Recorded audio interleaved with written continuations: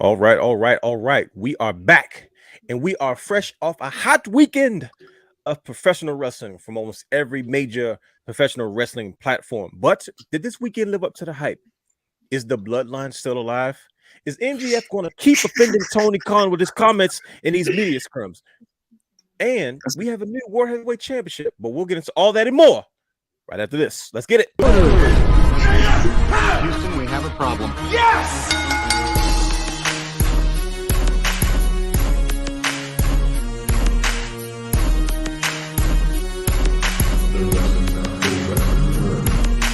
What you gonna do? What you gonna do? What you gonna do? What you gonna do? What you gonna do? What you gonna do? What you gonna do? What you gonna do? Oh yeah.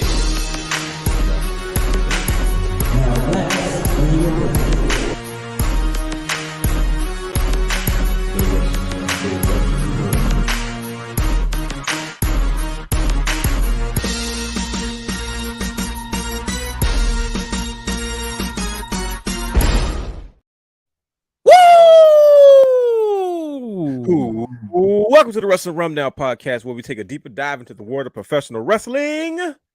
Now, you can watch all of our Wrestling Wrealm content anytime on youtube.com/The Wrestling Wrealm. I am your host, the realness himself, the real Dwayne Allen is your host.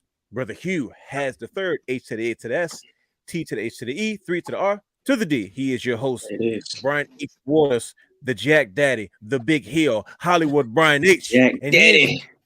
He is your host, the Belt King himself, Brandon the Guy. Gentlemen, welcome to the Wrestling Wrealm Now podcast. You can follow us on all social media platforms, Instagram, Twitter, and Facebook at Wrestling Wrealm, 2 W's. Like, subscribe, and engage in a conversation with us. And you can also stream and download all of our audio content on Anchor, Stitcher, Podbean, Pocket Cast, Apple Podcasts, Spotify, and Google Podcasts.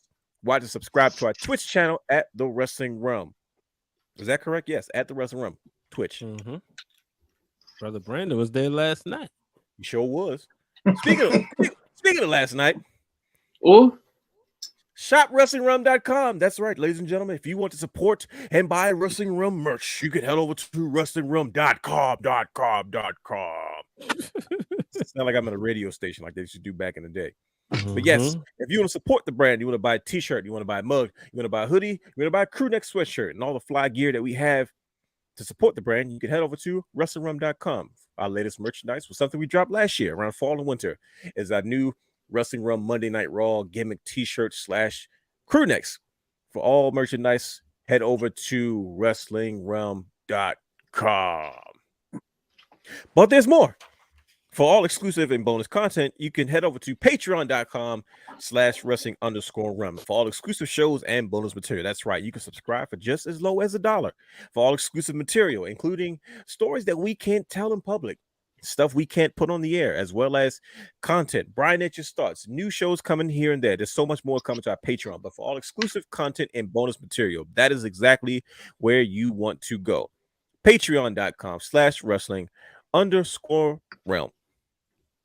And if you're looking to purchase tickets to concerts, live shows, sporting events, and more, head over to SeatGeek.com, where you can use promo code Wrestling Wrealm to save $20 on any one-time purchase of $50 or more. That's right, ladies and gentlemen. We have our own promo code.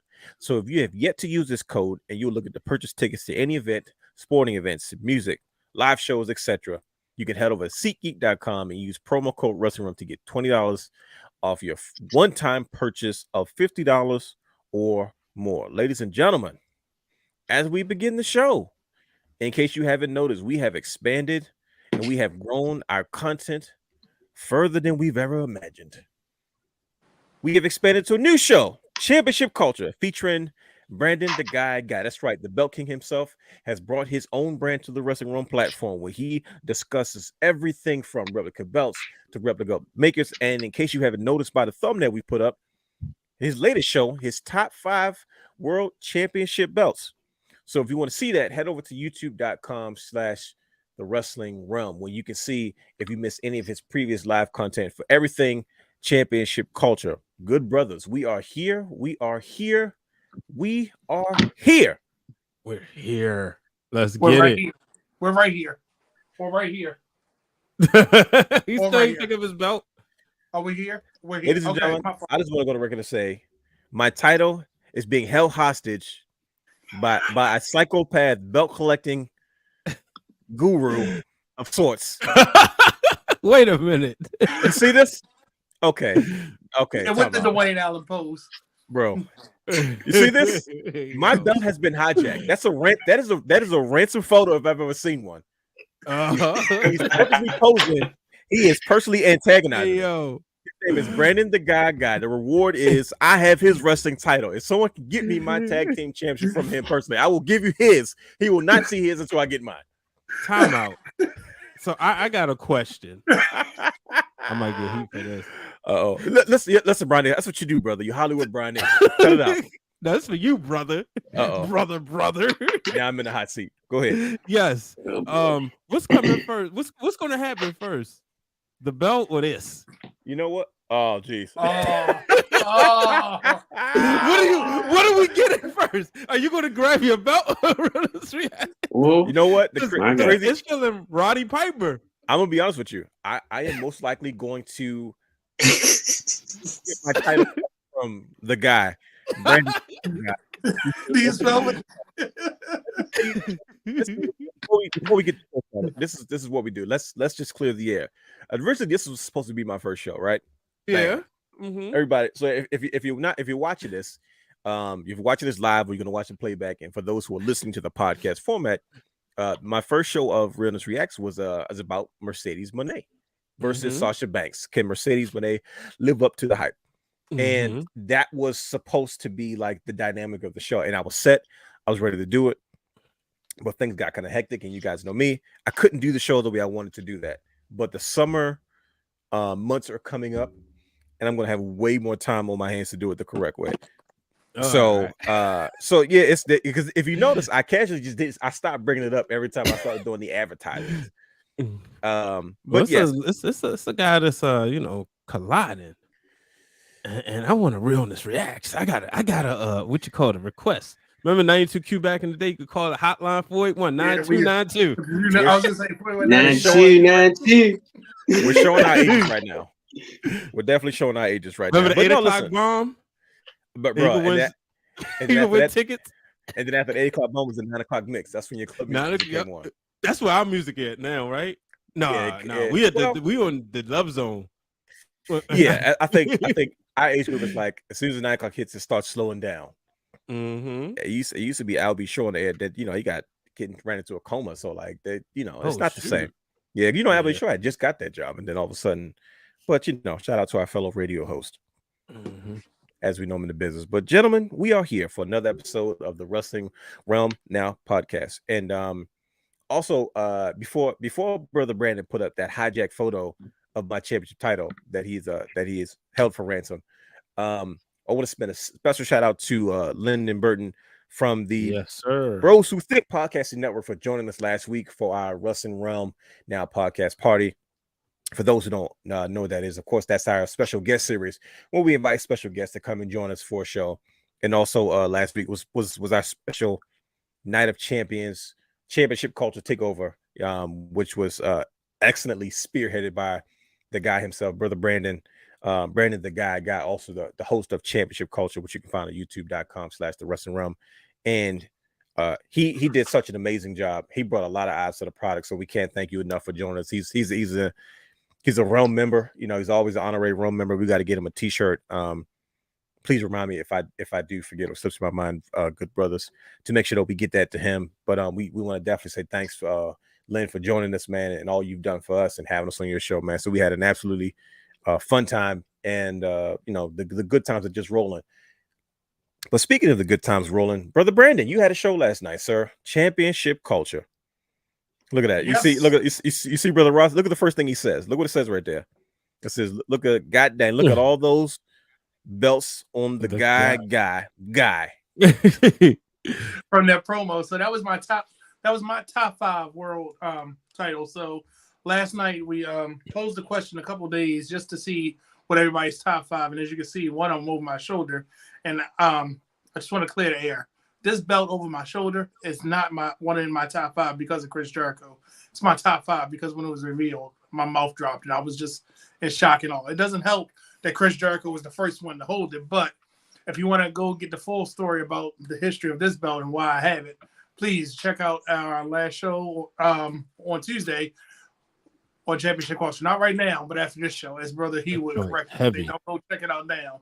Yeah, this is a heavy sucker, so I'm about to put it down because I don't have Stephanie Hardy's strength to hold a belt.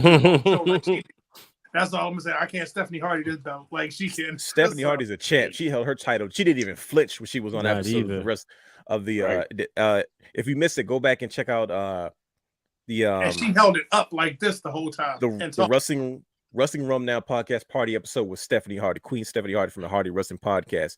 She had her wrestling title on her shoulder, like Brother Brandon said, up, and she didn't flinch the entire show. And even after dark, when the show was over, she was still hanging.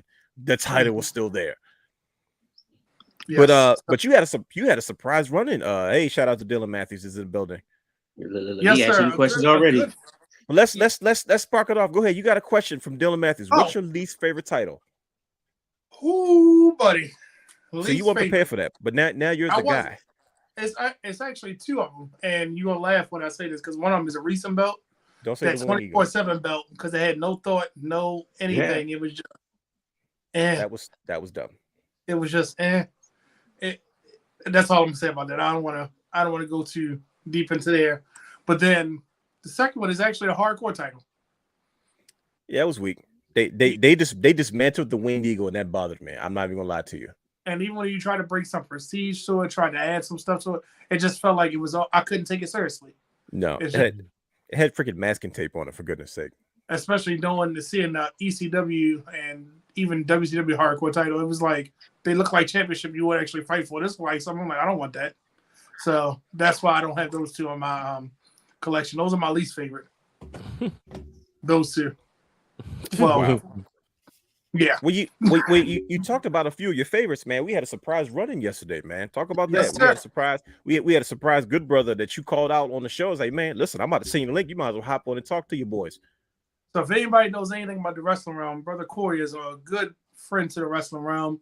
Always at wrestling shows, another belt guru, as I like to call us. And I just wanted to mess with him and see because I swear all he likes is Winged Eagles. So he proved me wrong. He does really like the Winged Eagle. That is like probably his top favorite.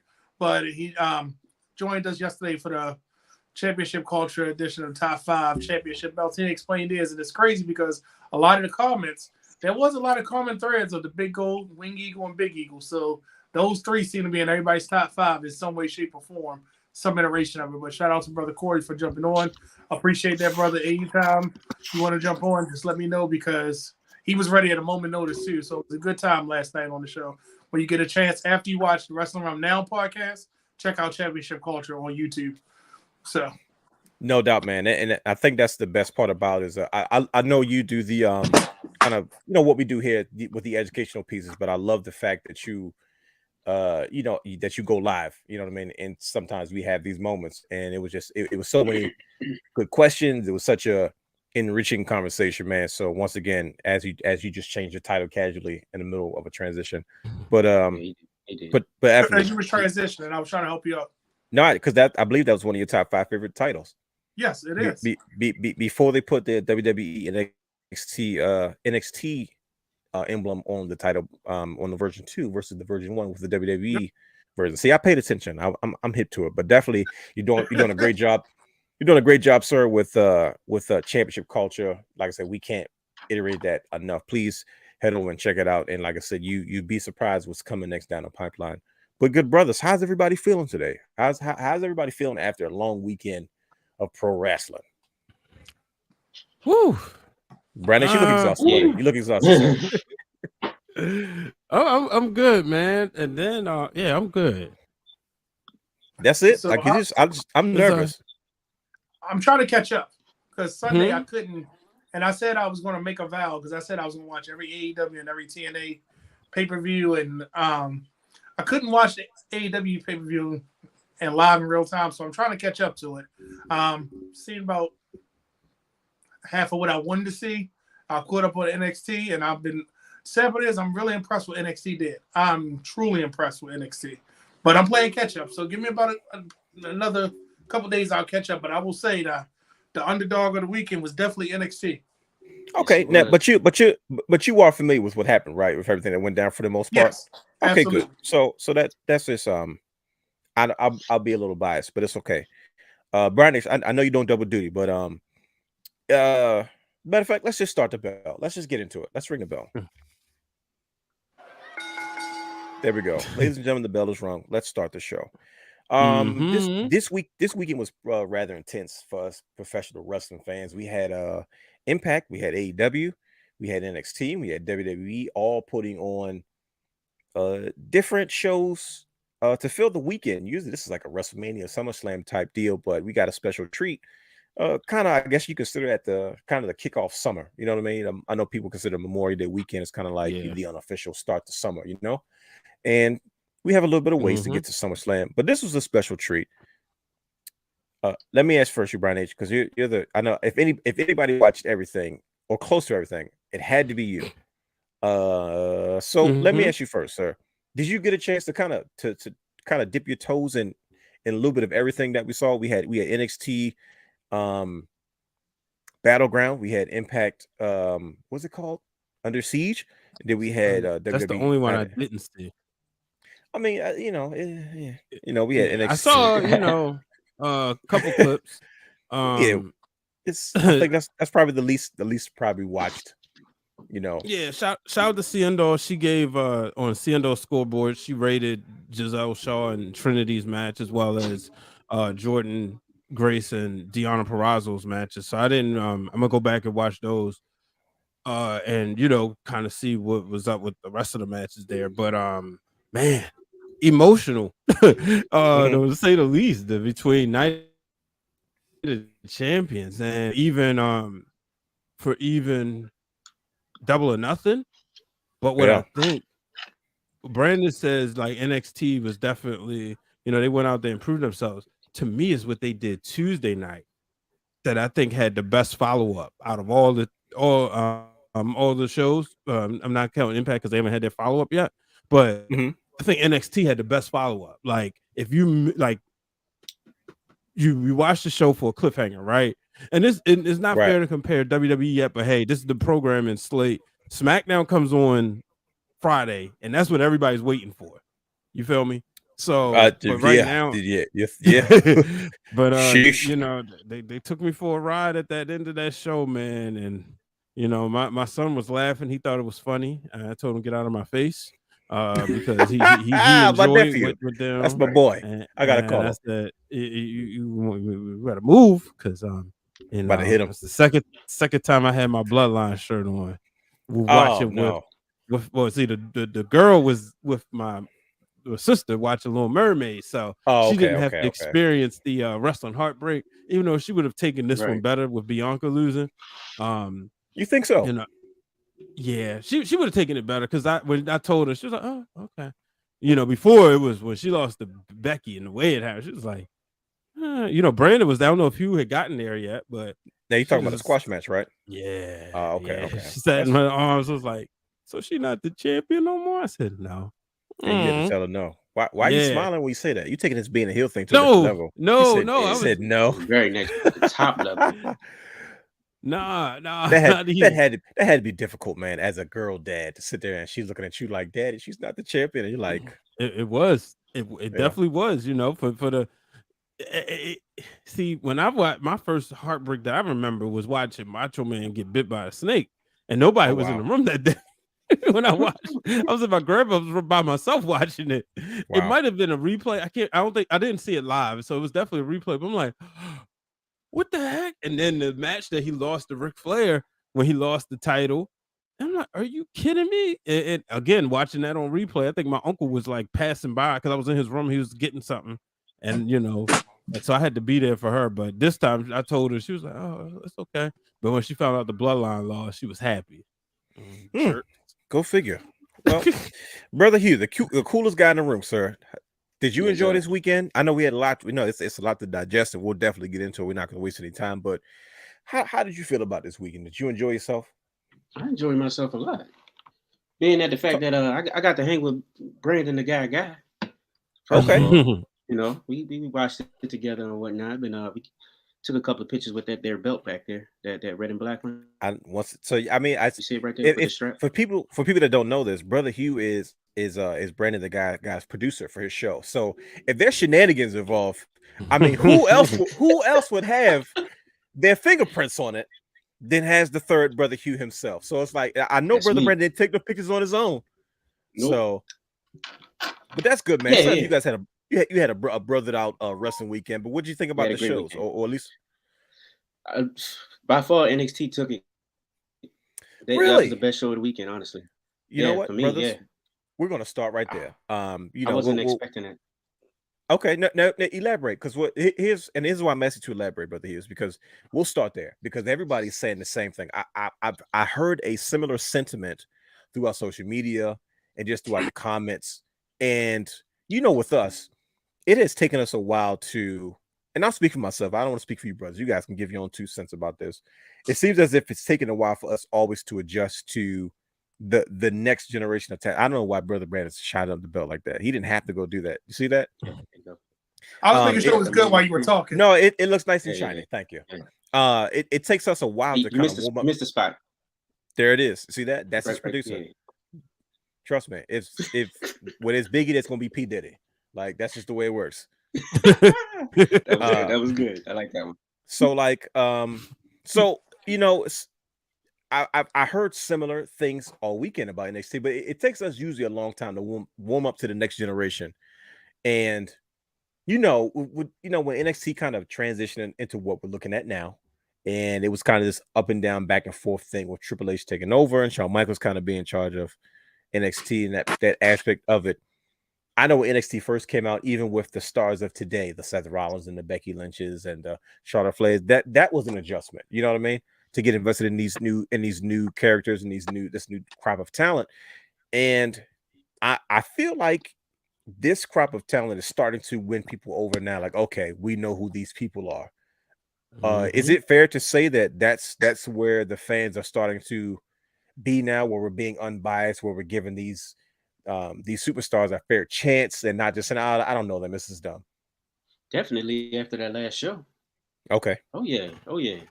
I mean, I think they felt like a shit. Oh, go ahead. I'm sorry. Go ahead. No, you sorry. good.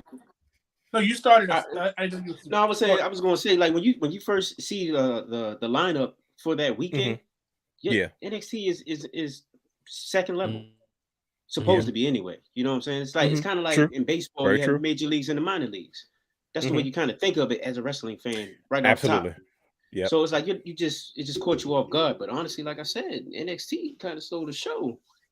They stole the show from everybody. Like you can kind of see, you kind of can figure out what was going to happen in the other shows. NXT was just that curveball.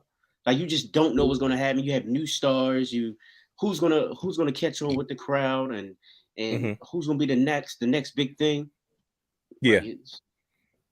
Like, and to your point, Brother Hugh, I think NXT at that point in time. Yeah, no doubt. And I think NXT has the hardest job is because they're sitting in front of the same audience. You know what I mean? Like each week, it's I know it's harder to try to, the same crew that kind of comes to that one space and then turn around and have them, like, that same group kind of show up for your I guess you consider them premium live events, still. And so to hear NXT get that type of response, it really puts a wrinkle into, and it's kind of a a tip of the cap to HB Shizzle, HBK, and Triple H, and whoever else has been working with NXT hands on. But Brother Brandon, what was what were you hearing about NXT this weekend as far as NXT Battleground?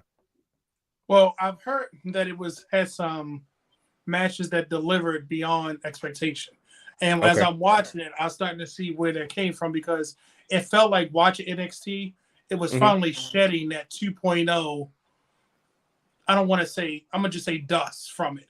It was shaking it off, because remember how NXT started? It was that game show. And then it was like, oh, never mind, the game show is gone. This is actually a show that we're going to do. And in our mind as wrestling fans, all we kept thinking about was the game show.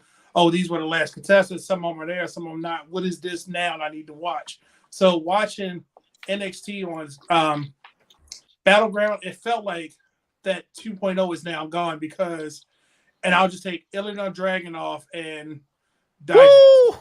NXT fans know who Dijak is. Yeah. NXT UK fans know who Ilyanov is. But remember, he got introduced to NXT, the regular brand.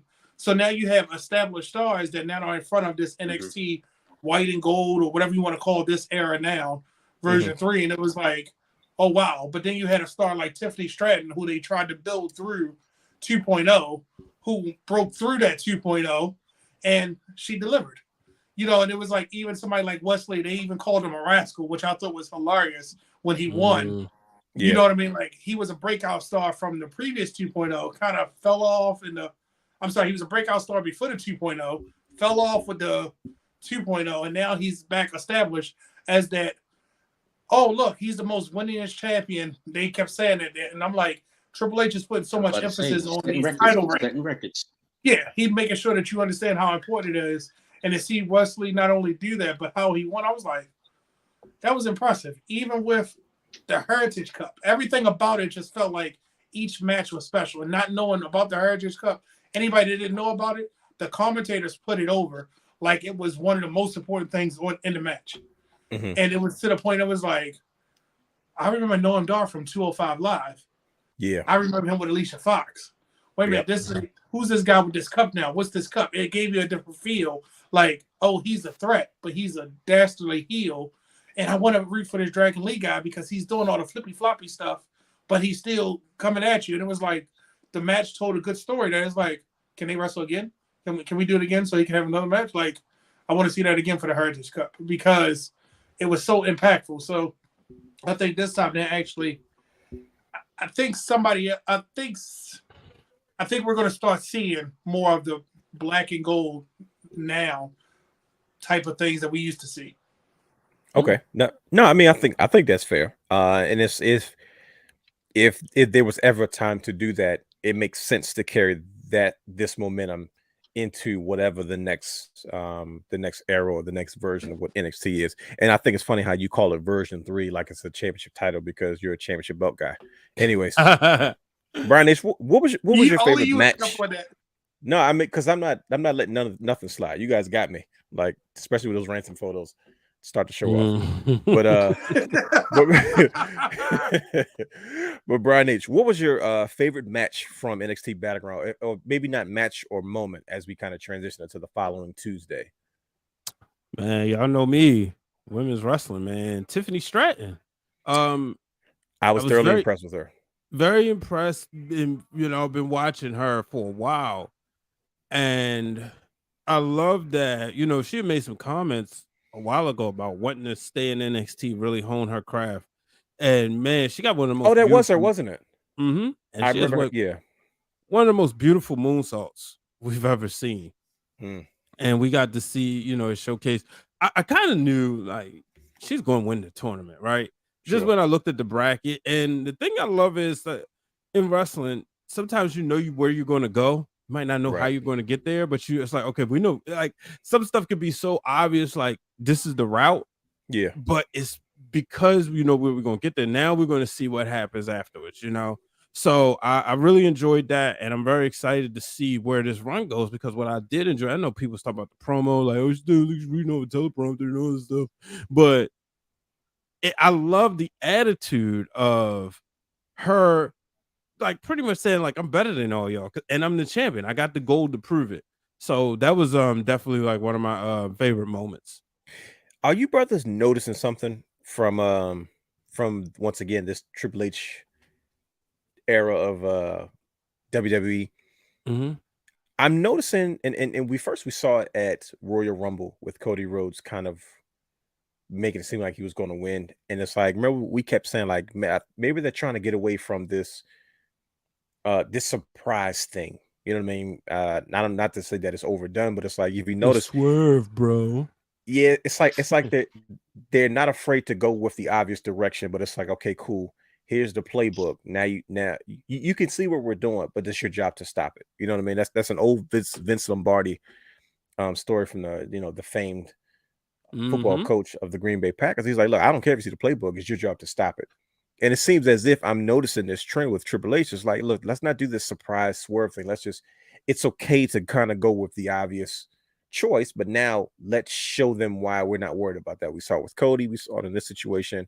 We saw it with Seth. And it's like, yeah, you kind of know where it's going, but it's like the ride that they take you for up to that point, it doesn't even have to be a surprise because it's like, oh, okay, I knew what was coming, but how you showed me it was coming kind of made it that much more fun for us wrestling fans. Are you guys noticing that trend as well? As it just me? No, man, you hit it right on the head. And because you get, like you said, you can know what's coming sometimes, but you still may not know how you're gonna get there, right? So, like, look at, for instance, the Bloodline. We knew, like, everybody ain't stupid. We knew eventually it's going to be some dissemination. We were saying that since ever since Sami Zayn decided to mess things up, right? I mean, well, mess things up, man. Yeah, Sami Zayn, I blame him. It's his fault. He should have stayed away, but whatever, right? All he had to do was stick with the Bloodline. He didn't have to go back to Kevin Owens. Kevin Owens just gonna kick him in the face anyway. I got a bad feeling still. But we see all that. We see that there was going to be conflict with Jimmy and Roman. We saw this. We saw that 2 years ago because Jimmy never really he was kind of forced into it. Yeah. But you still feel the emotion when it happens, and that's the beauty of it. Even with Asuka, right? Asuka and Bianca, you knew eventually the way things was going, all the stuff she was doing, like Bayley was getting in Bianca's head, but Bayley was making Bianca into a bigger star. Where Asuka was going making Bianca dig deeper and then still catching her off guard and confusing her. Yeah. We knew it was gonna happen. But if you all right, she's probably gonna be the one. But we didn't know how we was gonna get there, and you still felt the emotion. And that's something that when you look at the Attitude Era. A lot of times we knew, okay, Stone Cold's going to get the belt here. Rock is going to get the belt here. Triple H is going to get the belt. You knew Triple H was going to get it around 99 SummerSlam. What we didn't know was that we was going to hate him even more because he broke JR's arm en route to get it. Yeah. Triple H in that situation went from, he didn't deserve to be in this picture of The Rock and Austin to the point where we really hated his guts. We forgot all about why we thought he shouldn't have been there. We were just like, oh, I hate this dude now. And at the end of the day, that's exactly what he was trying to accomplish. He wanted to be the biggest heel in the company.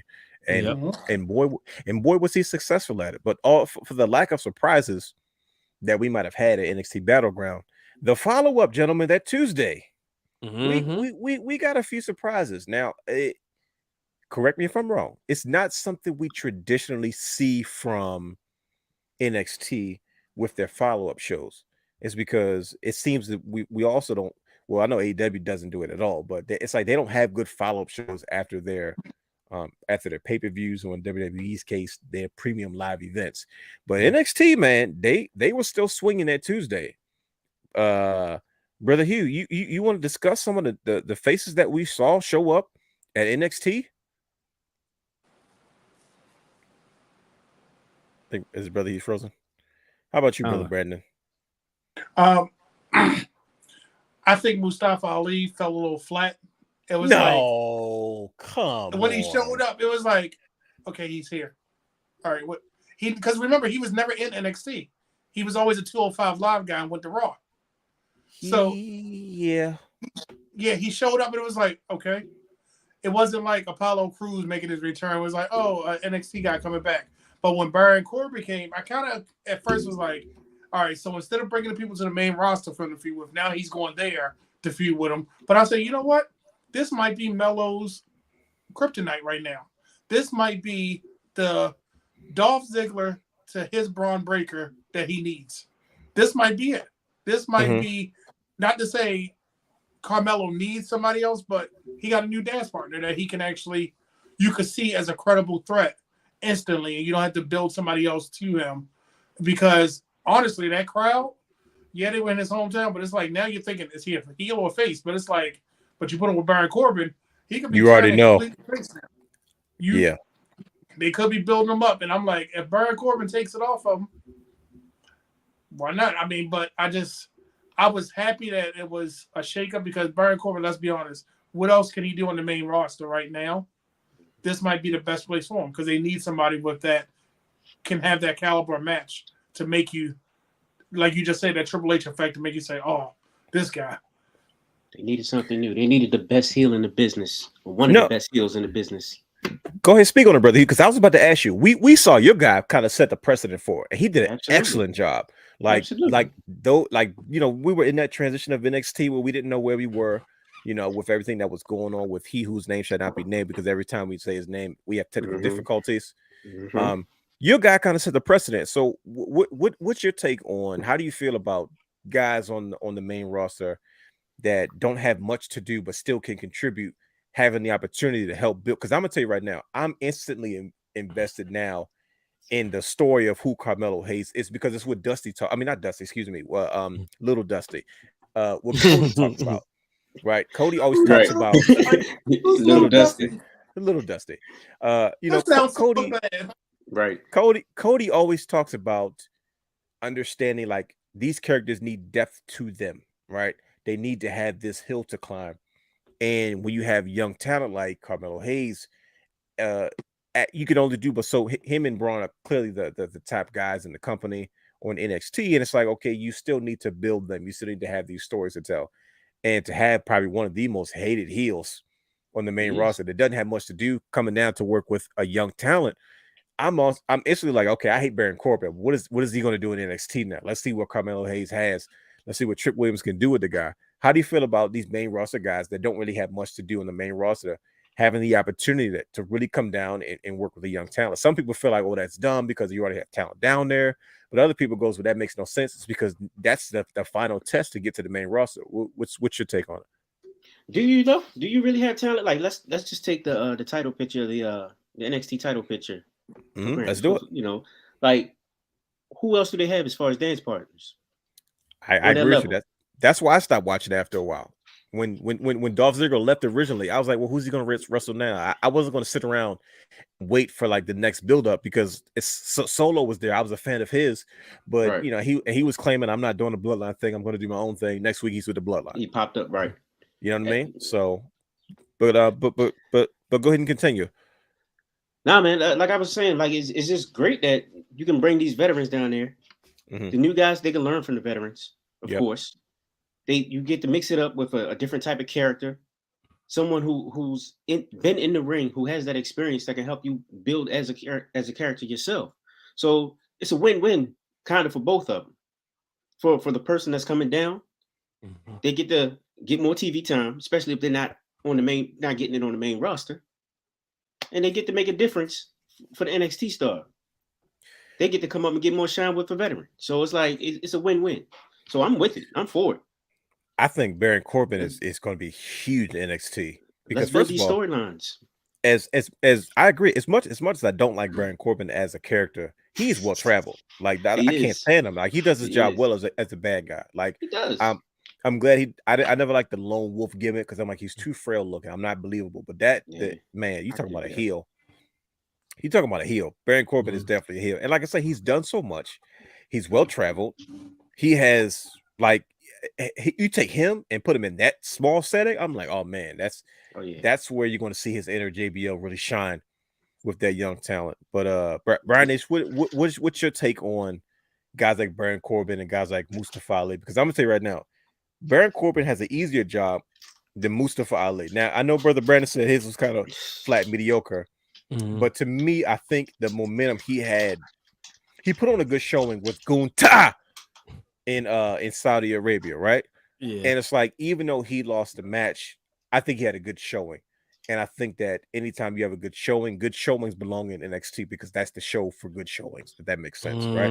Yeah, that is true. You know what I mean? You got to be careful with guys like him. You got to be careful with guys like Apollo Crews, because if you let them loose, no one's going to want to follow their matches, especially with the young talent down there. But having, like I said, an opportunity for those guys that like fresh in our minds, not get buried, because that's we hear that term so often.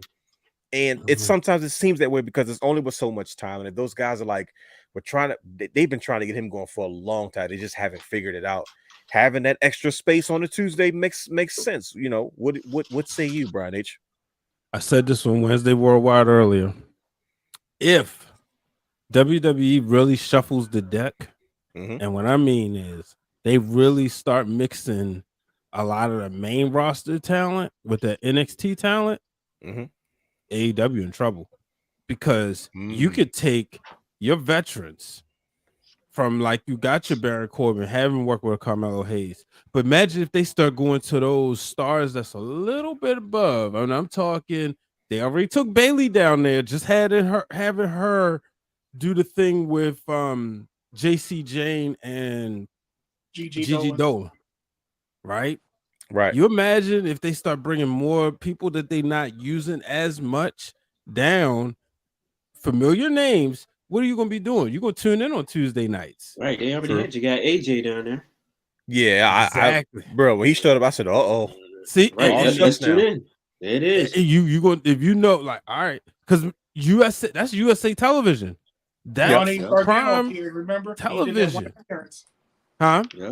Remember, Johnny Gargano did that appearance and he had the Oh, match. that's right. That's right. Yeah. And Yeah. remember You know, before that Kevin Owens was the surprise. I'm talking about way before. Remember when how big of a deal was Kevin Owens was part of the War Games match? exactly. I thought that was magnificent. Bruh, who's the tag team champions right now as far as the women are concerned? They're on Ronda SmackDown. Rousey and Shayna Baszler. Oh, I thought you were talking about NXT. Nah, Yeah, I was like, But yeah, you imagine? Well, if Right. you imagine they used the women's titles like they wanted to initially, and you take Yeah, them before they down to travel. NXT, people gonna be covering it because, like, no matter what, yeah, Ronda has made herself a part of the roster, but the name still carries so much weight. As much as what does. people can say what they want. They follow her. But Yes. you forgot Shayna Everything. Baszler has an accolade that nobody else has. Wasn't she the only one that had the belt twice, the NXT women's title twice? Right. I believe She so. might be, or she was the Yeah. first at least. So Yeah, I think because she had the belt and she had a long reign too. So they always throw that out there. yeah, so that's the thing. Like, if you start putting them, you know, and you, like I said, it's good. It's definitely good for the business, but it's going to be good for USA numbers on Tuesday night.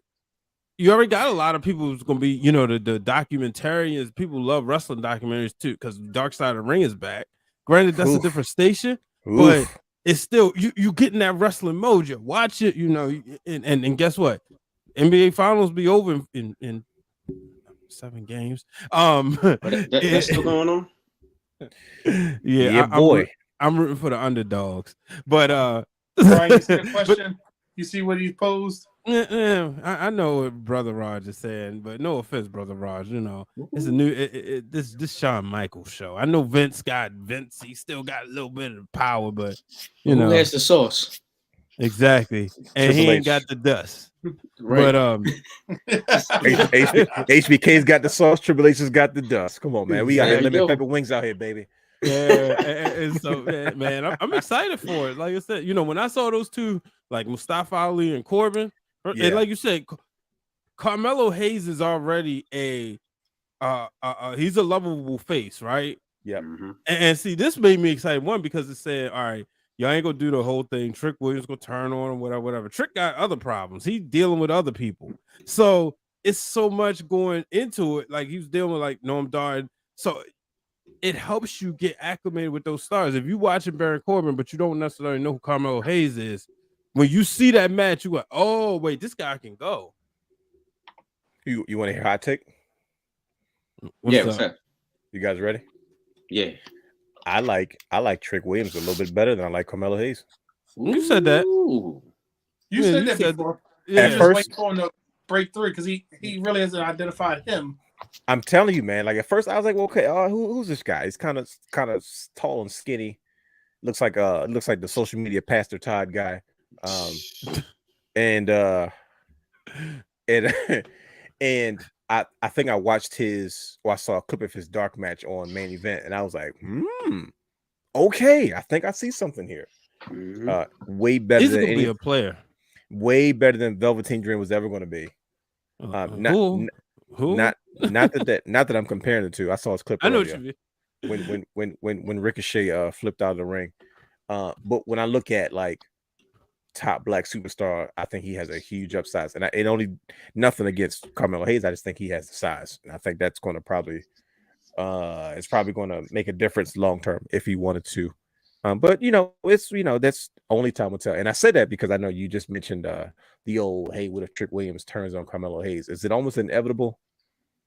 Is that what we're saying here? Okay. It is. It's gonna be like the reverse of Shawn and Diesel. Every time, like, that's the vibes I get when I see them too. You got the one who's the wrestler, the worker, the one who loved it all his life. Then you got the athlete who's just got the looks. It's kind of like what Roman Reigns said about Seth Rollins. He said in an interview, I want to say it was with Daniel Cormier, or it was either him or Ariel Helwani. He said, "Look, I think it was Ariel Helwani." Yeah, he said he wants the WrestleMania 40 match. He said Seth is good, and Seth wanted this all his life. He said, but I'm just good." It's just like sometimes that just trumps everything. Right. And Seth said it when he had that dark interview with Ariel Helwani earlier. Well, last year, and he was just like, I've never been the marquee. I've always never, even when I was never been the guy. I've always they always knew it was Roman is the top guy. I mean, listen to me. When you have those once in a lifetime generational talents, sometimes it's just that way. How many times that guys have better matches on the card than Hogan? But you know darn well when Hogan came out there and he looked to the left and to the right, that's what people paid their money to see. That's why Jake the Snake put his ego aside. He said, "Look, we eating because of Hogan. Don't put the title on me. Don't put me in the ring with him. Don't let me give him a DDT again. Because when I did it once, they cheered me. I can't do that no more." Yeah. And that's the same thing with The Rock and Austin. Triple H was lucky to break through. And then, we saw it again with, the likes of the John Cena's of the world. But, here we are now. But we're going to transition into to the next thing. AEW Double or Nothing. This is where it gets kind of controversial because I didn't see it. I caught up with it, but I saw mixed reactions. Brian, did you watch it? Yeah, watched it live. So let me tell you what I was doing. I had a good old time channel changer.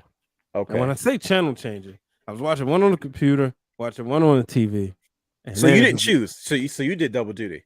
Yeah, but if it was a certain match that I wanted to because I had my headphones on, so I would put the one I wanted to hear on the screen. Okay, so what about you, Brother Brandon? Did you catch up with it at all? I saw some matches. I haven't watched it from start to finish. I caught up on some of the matches because I was sure. What about you? What about you, Brother Hugh? I actually missed out on it, but I do know what happened. I did catch the highlights, the clips, and whatnot. In preparation for the show. But yeah, but I think that's all you need in this situation, especially when it comes to AEW. So before you get into that, let me just say this. Yes, sir. I'm so tired of AEW setting up for the next pay-per-view instead of the next story. Like, I felt like this pay-per-view was just to set up for the next pay-per-view. Bro, there's no writers, man. Everybody just does what they want to do. As long as Tony approves of it. I don't know if y'all feel the same way, but I feel like every time I'm like, it's not going to be a follow-up. It's just going to be, let's get it ready for the next pay-per-view. My only problem with that is I don't have the paces to make it to that point. You know what I mean? Mm-hmm. Like I get it for the diehards because they're going to stick around regardless. But like someone is trying to dip their toes in the AEW water, and I'm like, it's not my. It's not. I'm struggling. I'm not going to make it to the next pay per view. Right, you got to give me a little something to be invested into, man. Yeah, man. You got to get me to watch the very next show, whatever is going to be your next show. Right, that's the next pay per view. I want to watch your next show, and I didn't feel that at the end of this. No, and see the thing is AEW, and Brandon, I don't want you to be offended by this because I know you were a TNA guy back in the day. TNA do the same thing. You used to pull me in. That is true. But they just couldn't keep me Which there. Era, I was like, man, which era? What difference does it make, Brother Brandon? Right. I was about to say, like, come on now, really? What difference does it make, brother? The beginning TNA didn't, but that portion after, somebody, Brian's guy joined. That's what it became like. Oh, we're just doing it for the next show.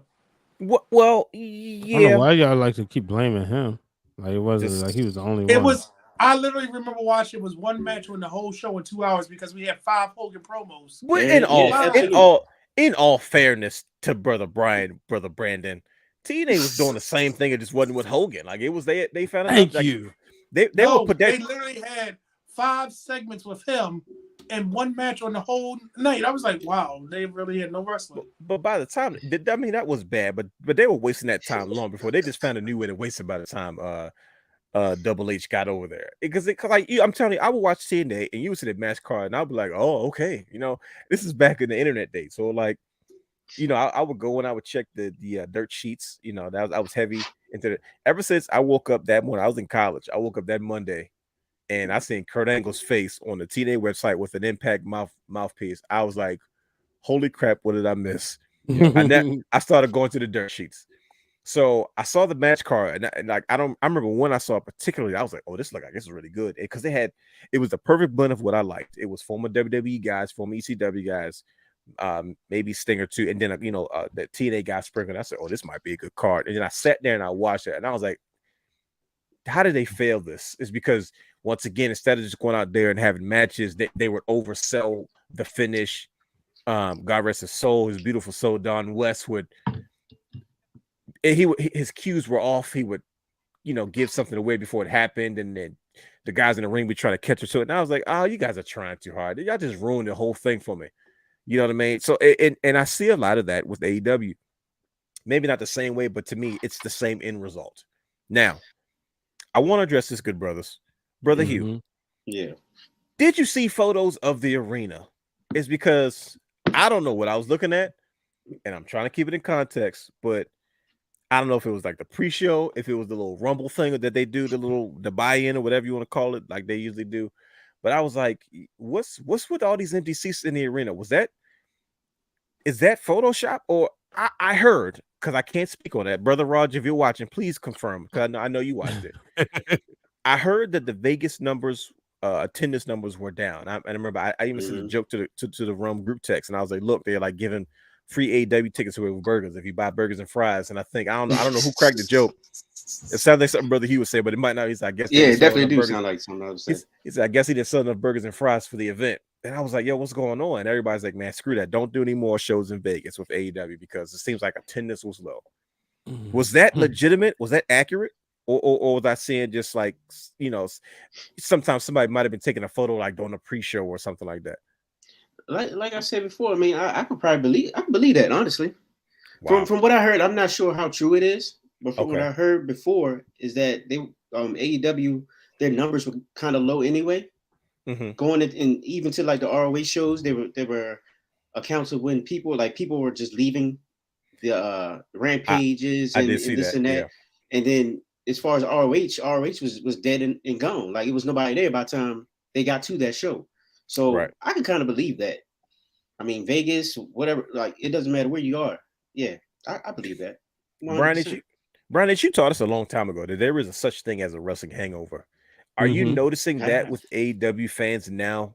And I'm asking that is because to what Brother Hugh just said, is that you said it yourself. Like you've been to these shows live. You said, man, it's tough getting through one show, another show, and then at the end, it's like, okay, now we're gonna have Ring of Honor. It's like, man, you didn't put us through two TV tapings. And we're not talking about hour-long shows like Ring of Honor. And Ring of Honor, you would sit there, we'd be there 4 or 5 hours, and you might get almost 4 or 5 weeks of television put into it. Absolutely. But AEW would do 2 shows, and then after that second show is okay, now we're gonna have Ring of Honor. And it's like, man, you got all that talent, and by the time it's late, a lot of people been sitting in those seats for a long time, and they're ready to go. And because there's a such thing as a limit when it comes to these things. Do you feel like AEW in general, as a whole, as far as their fan base, is starting to have that kind of wrestling hangover where it's like, it's not as exciting to go to live events? Because I remember when you guys first went to AEW in DC, you guys kept raving about, like, I watched it on TV and I wasn't that impressed, but you guys kept raving about how good the show was in person. And I was like, that's something I've noticed from a lot of people. A lot of people were saying, like, no, you have to go to a live show of AEW. Yeah. You're going to have a blast because the crowd is into it.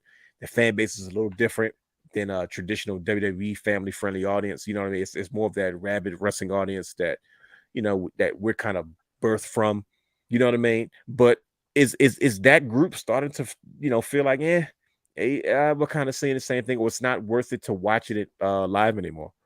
I mean, it's a lot of factors. You look at Vegas, right? They get like a lot of these places get wrestling all the time. So you become jaded.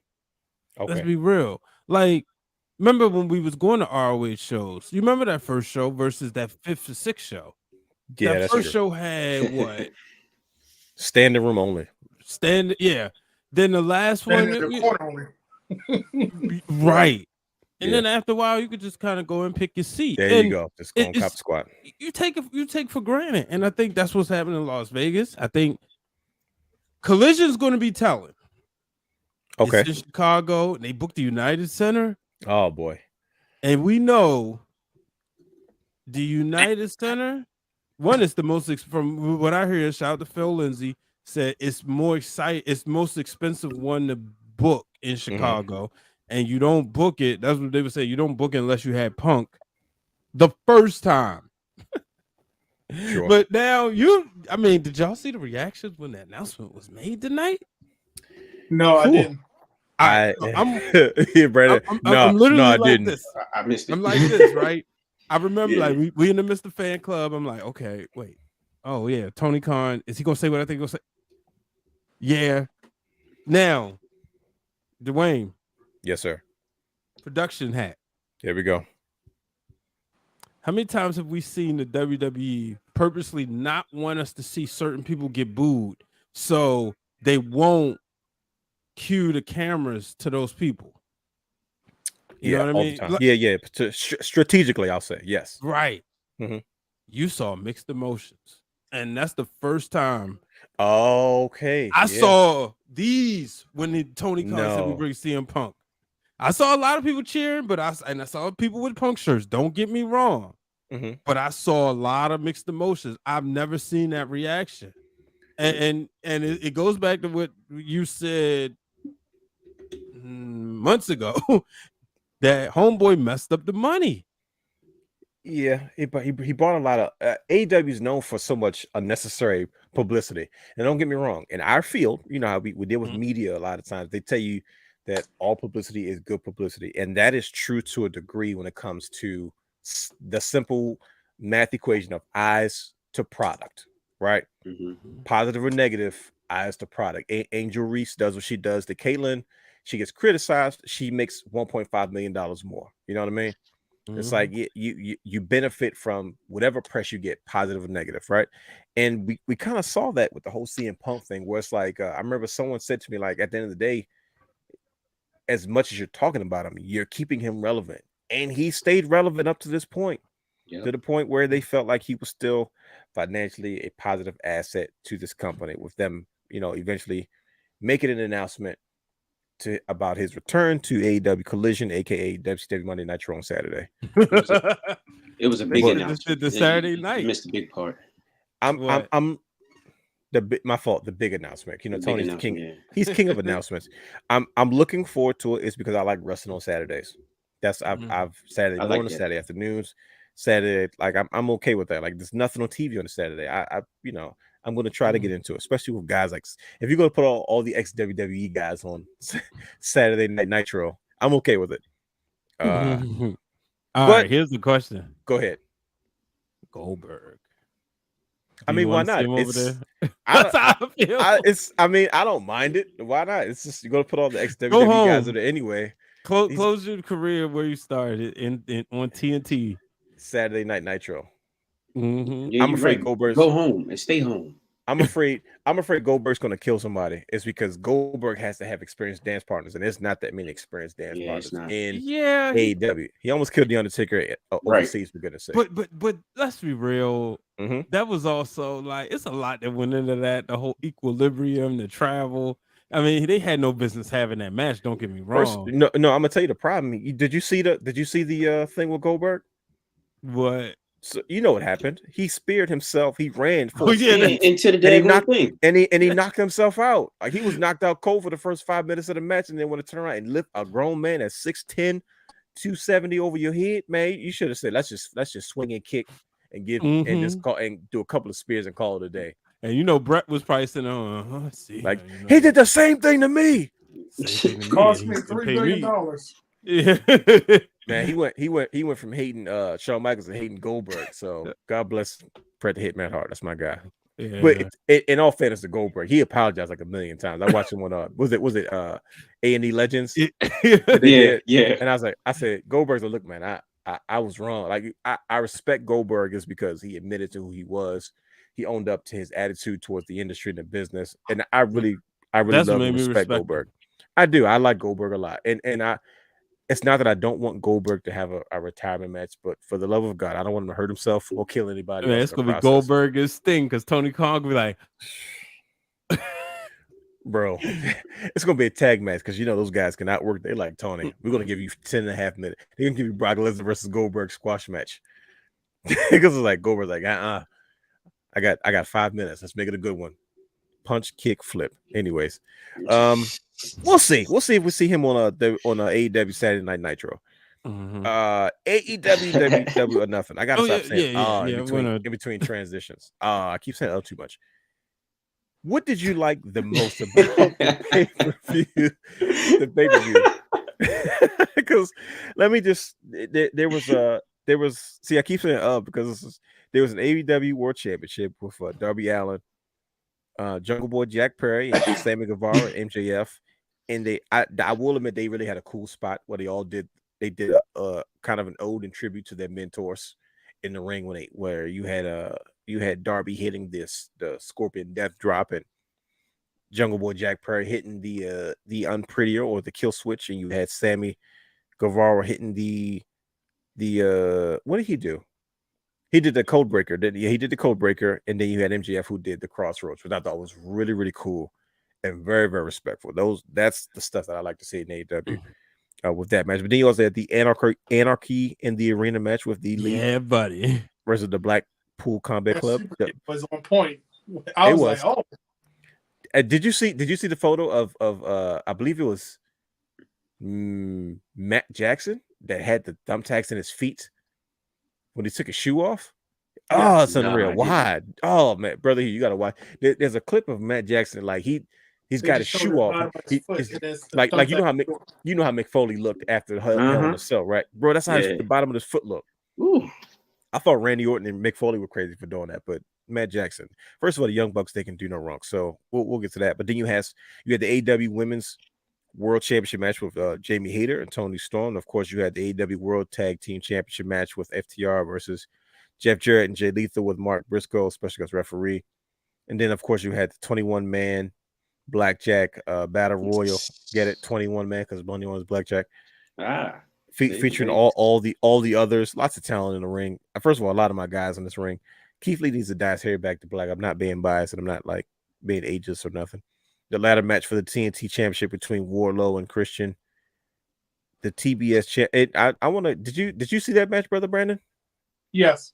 Okay. Okay. Hold your thoughts because he's giving these one word answers for AEW. Usually he has a lot to say, but he's like stone faced right now. No, this is going to be fun. First of all, this is a lot of matches. You have the AEW World the Trios Championship with the House of Black, the unsanctioned match with Chris Jericho and Adam Cole, and of course the buy-in, which is the Hardy Boys and Hook versus Ethan Page, and the Smoking Young Guns. That's what I'm going to call them. The young with the guns. Man. So, did you guys enjoy this pay-per-view overall? The parts I saw, yeah. Yes, absolutely. Yeah. Okay, tell me what you enjoyed the most about this pay-per-view, brother Brandon. And I want you to personally tell me what your favorite matches were on this card.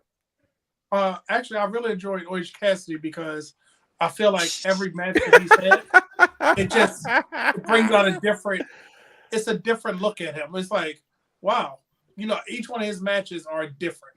And it's to the point it's like, he's the number 2 guy. The TNT title don't even count anymore. I feel like that's their flagship belt now. Like he's putting more attention on that because of his matches that he's had. So, and Orange Cassidy's really good. Yes. Very talented.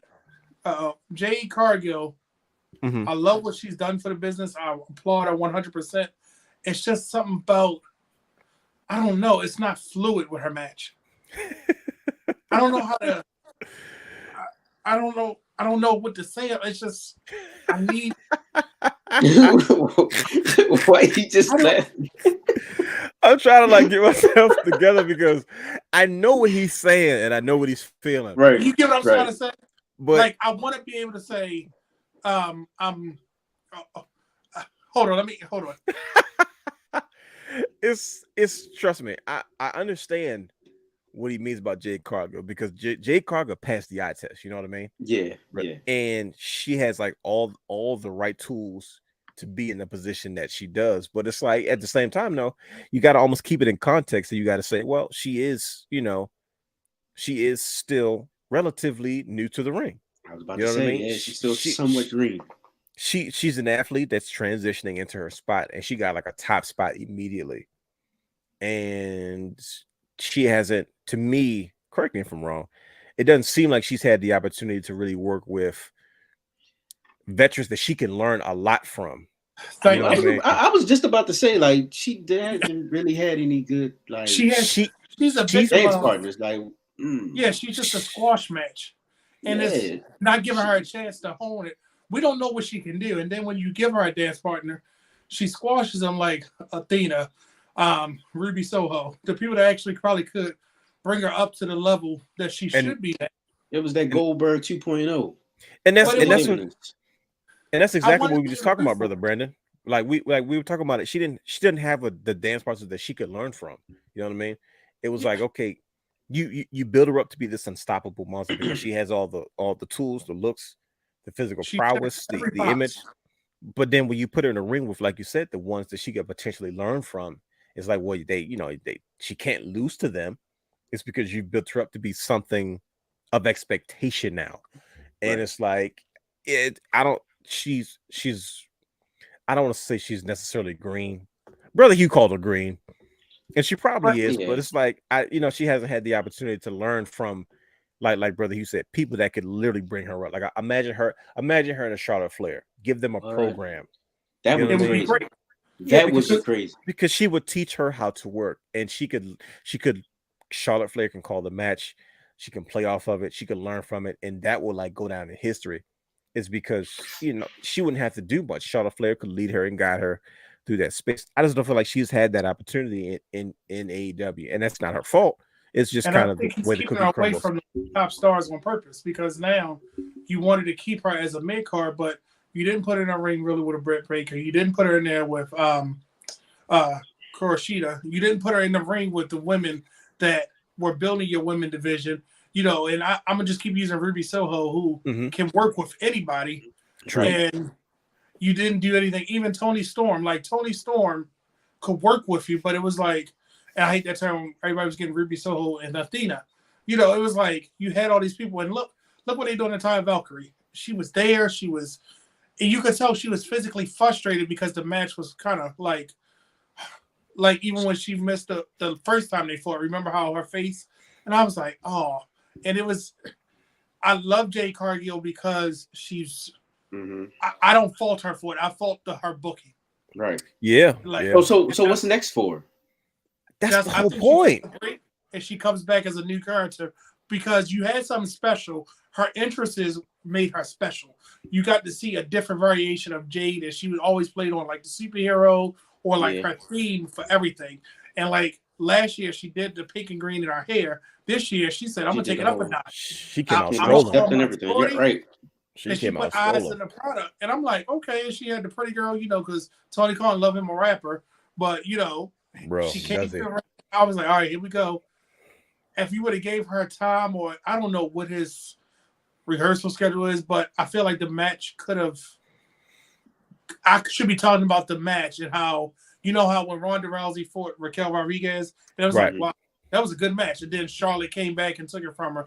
We still talked about, wow, that was actually a good thing. You don't fault Ronda for losing because it was Charlotte Flair. We knew Chris Statlander was going to be the one that dethroned her. She comes back fanfare. It should have had that same feel, but it was like, all right, get the belt off of her. Because now I want Jade to be a women's. Now she can go after all those women that we done held from her for the last 3 years and actually build her into. I don't want to see her go 16-0. I want to see her go after that women's title, come back as an unstoppable, whether she babyface or monster, just something that we can get behind and say, yes, this is what we wanted to see the whole time. No, I definitely get that. And more. we can go on for days about that. Yeah, But sorry. I'm no. It's I'm passionate about it. I was about to say, especially clearly I you have the see. TBS, you have the TBS title literally hanging behind you. But there was a lot of other things on this card, and once again, it looks great on paper. But I'm conflicted about some things. Please tell me you guys at least saw the clips from the Hardy Boys and Hook match versus Ethan Page and the Guns. I'm sure everybody saw the botch with Jeff Hardy. But can we just not talk about that, because it brings me back to my point. Is Jeff okay? I was wondering the same thing, and I was like, "See, this looks like see, Brandon, you would know because you saw him during the TNA days, doing his Antichrist of professional wrestling run." And when I first saw, like, he doesn't look fluid in the ring. He doesn't look. I didn't want to assume it was because of anything else. To be fair. And I'm not saying that's the first thing I thought about, but I was just like, "Ooh, what's going on here?" Like, I've seen you just a million times, He just and looks a just little like, off. bro, he just looks off like a He step. didn't even look like himself, did he? It didn't look no, like bro. He looked exhausted, like he just couldn't move, and he couldn't. And I was like, "You're supposed to be unstoppable, Jeff." But it's just because like, when Jeff hits the ring, it's a different energy. You just feel that it's like, okay, here comes Jeff Hardy. Whether it's a hot tag, getting in the ring from his entrance, it didn't feel the same.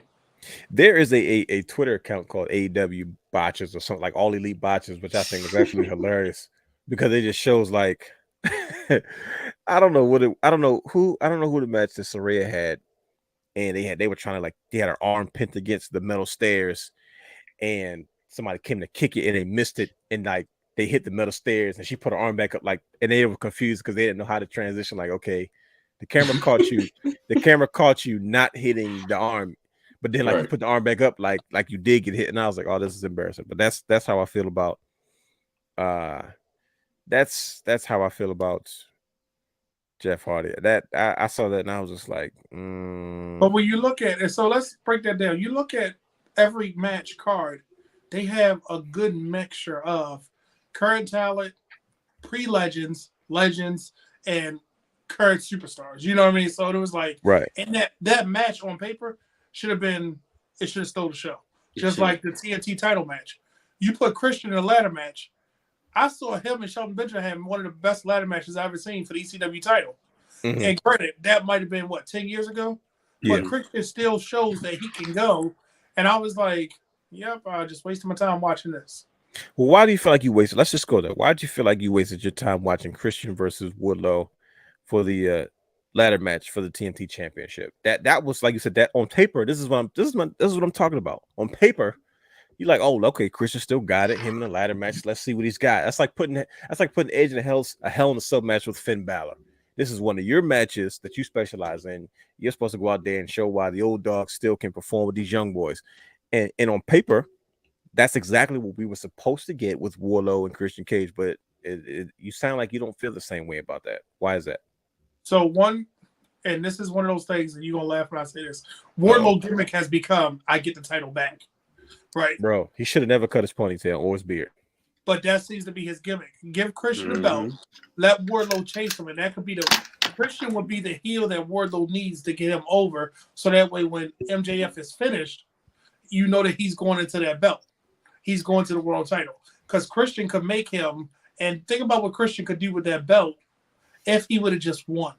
Having Luchasaurus in his crap, hey, you got to beat Luchasaurus before you take on me. Oh, I mean, yeah, he could be his heater. Yep. I mean, he's kind of his heater right now, so.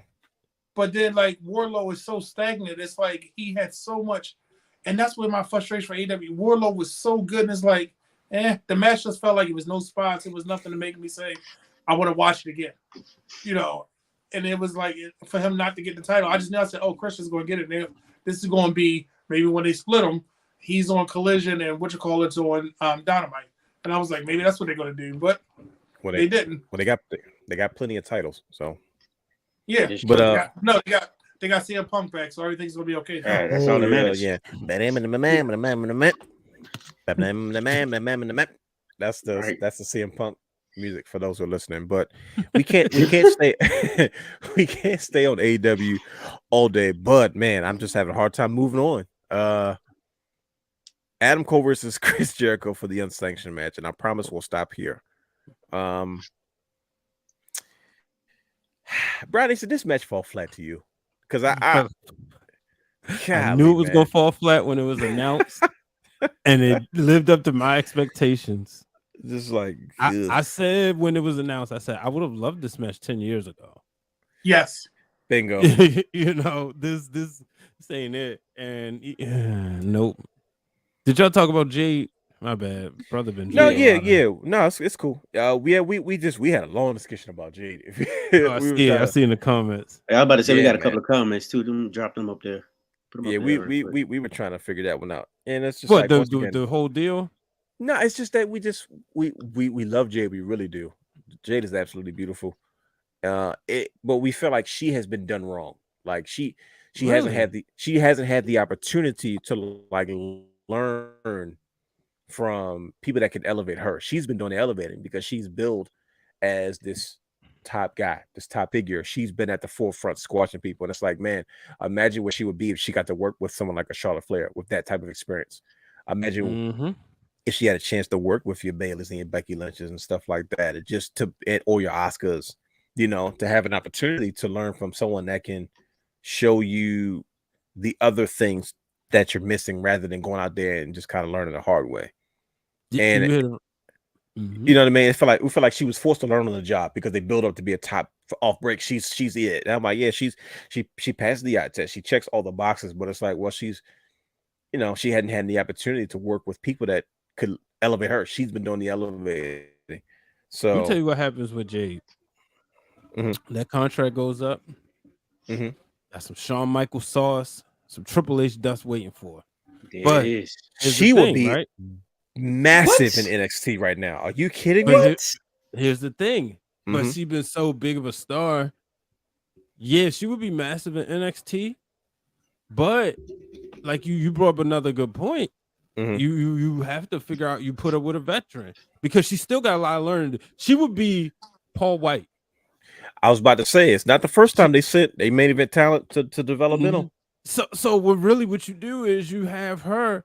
Yeah, she cutting promos on Raw and SmackDown, but she working them house shows with getting ready before you really start having those matches. Or you even have her on main event working, but you still got her doing stuff just so that the skills will get up. You know what I mean? Because like you said, it was just one of those things where she just didn't have the right dance partners. I mean, sure, like it is. She could have done wonders in a full program with Athena. You know, go back and forth with the belt. You know, but it's too many. It's too many.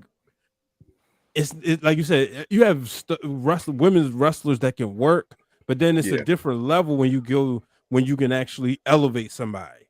That's a whole different level. It is, and I want to see her equal. I want to see that good versus evil, that Batman versus Joker, that Rock versus Austin moment. I think she deserves that.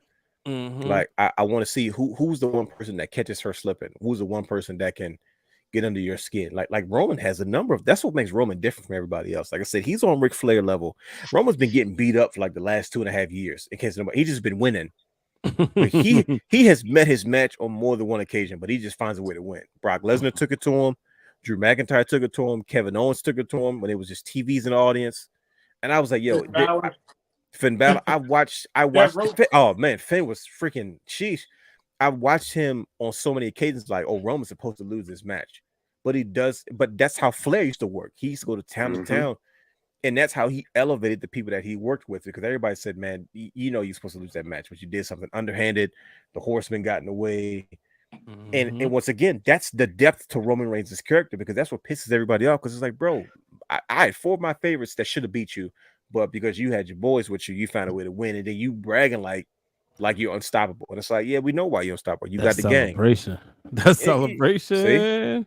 And it's like I feel like Jade needs that. I want to see who's the one person that's going to push her beyond her limits. That she's like, oh shoot, I got to tighten up. This person might actually beat me. And just to continue to add depth to her character, to her image, who she is as a performer. So but overall, did you enjoy this pay-per-view, Brian H? It was cool. It was solid. Not the best AEW pay-per-view, not the worst. But what about in comparison to NXT Battleground? Because they went head to head. NXT Battleground got more of my attention. Okay, just fair enough. the matches. I don't think they missed. Yeah, they didn't miss. AEW had, and I know they had more matches, but I'm more liable to go back and watch NXT. Like, I bought the AEW pay-per-view. I haven't gone back and watch. I think I've watched like some of the MJF match again. I really love that finish. He's that dude. He's like it's so funny with him. He's hilarious, bro. Huh? Hilarious. He's hilarious, but it's like it's not like anything special about him, right? The bell has to ring. Yeah, but he's so entertaining. You talking about MJF, right? Yeah, he's so entertaining that you don't care. He's got a lot of Miz. He's got a lot of Miz in him, and I don't mean to disrespect the Miz, but I know I say that and to say that was one of the early critiques to the Miz, because the Miz been his bag lately. But we saw that early, but I tell you one thing though, it's a thing called quality control. They don't have over their shows because there's no way you mention Dominic. Right, that was the worst thing you could have done. They let him say whatever he wants to say, and it's like, man, that guy, like Rhea Ripley, tweeted, she goes, "Look, we're over on both shows." And I'm like, y'all, like, who's in charge of this stuff? And then Buddy goes, "What are y'all doing?" I'm like, but I'm gonna tell you this: it's crazy that you say that, because I feel like Toni Storm, her comments at the media scrum was so impactful. I was like, Punk, did you pay attention when she said? What did you see her? When she said, she basically threw shots at Thunder Rosa without saying it. You get what I'm saying? Like, she was like, yeah, that interim stuff. She was talking about the interim time. She's like, this time it feels special. I'm about to be dominant and all this stuff. I was like, oh, okay. Because remember, they took that interim away from her and said, oh, she's a woman. She's like, no, this time it's special. I was like, but are they going to be the same show or not? Because it was like, you could feel the passion. It was like, that's how you cut a media scrum promo. That's how you do that. Listen to me. Listen, you guys are so great at what you do. I couldn't. You guys' transitions are perfect because that's exactly where we're going. Please tell me you guys saw the comments. First of all, did you guys even hear MJF's foul mouth media scrum press conference? Good God, like if you're on YouTube, if you're not signed in, they make you sign in to make sure they can check your age. That's how inappropriate his media scrum promo is. I watched it while I was lifting weights, so I was rolling. I was sitting there. I'm sick of him. I'm really sick of MJF. Bro, if you see the photo, for those who listen, we have a photo of Tony Khan and MJF at the media scrum. Look at his face. Just look at Tony Khan's face. I was dying laughing, and it's the subtle things that he does that makes him who he is. And he was just addressing wrestling fans in general and why he doesn't work a certain style and why. But he has been that. He's been that way from the beginning, but he also learned from WWE guys. He learned from Pat Buck, who's a WWE guy. You know, he's AEW now, of course, and Brian Myers, who was Kurt Hawkins. They were both WWE guys. So they've up at in Cap at Cap Pro Wrestling in New York. That's what he honed his craft, right?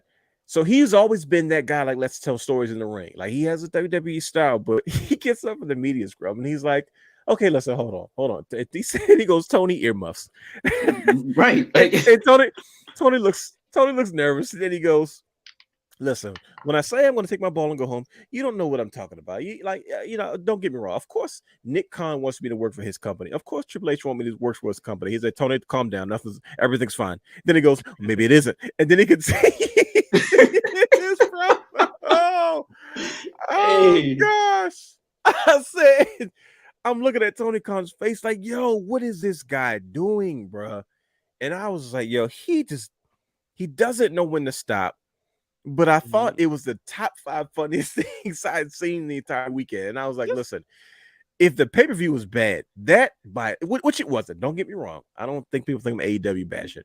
But for goodness sake, stuff like that is that's what pops the boys around here. I think that is freaking hilarious. This is the second time this has happened, bro. Like Tony, he has no control over this, but he's third actually, bro. He literally said, earmuffs, Tony, and just starts going in and goes, Tony, it's okay. Don't worry, everything's fine. He goes, or maybe it isn't, and then he just keeps going. Here's the thing. And didn't miss a I'm sitting beat. here- I don't have to wrestle like that. I don't have to deal with those moves. You don't have to see me every night because it's special when you see me. I'm like he's just too. gosh. It's MJF. Like I need him to cut it off sometime. Like just seeing him when he was signing autographs and just throwing them. I'm like, come on, dude. You ain't gotta be. You are beyond a heel. You're just a what at this time.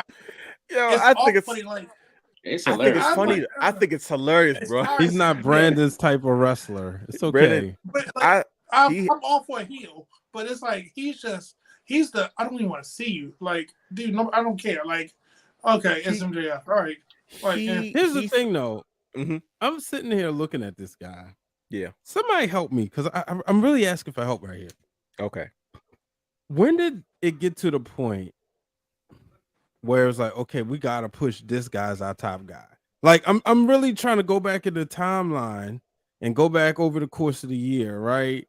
That's easy. Where he to the point he got out of control, quote unquote. Let's just say, let's act like it's all kayfabe, and just for the simple of this conversation.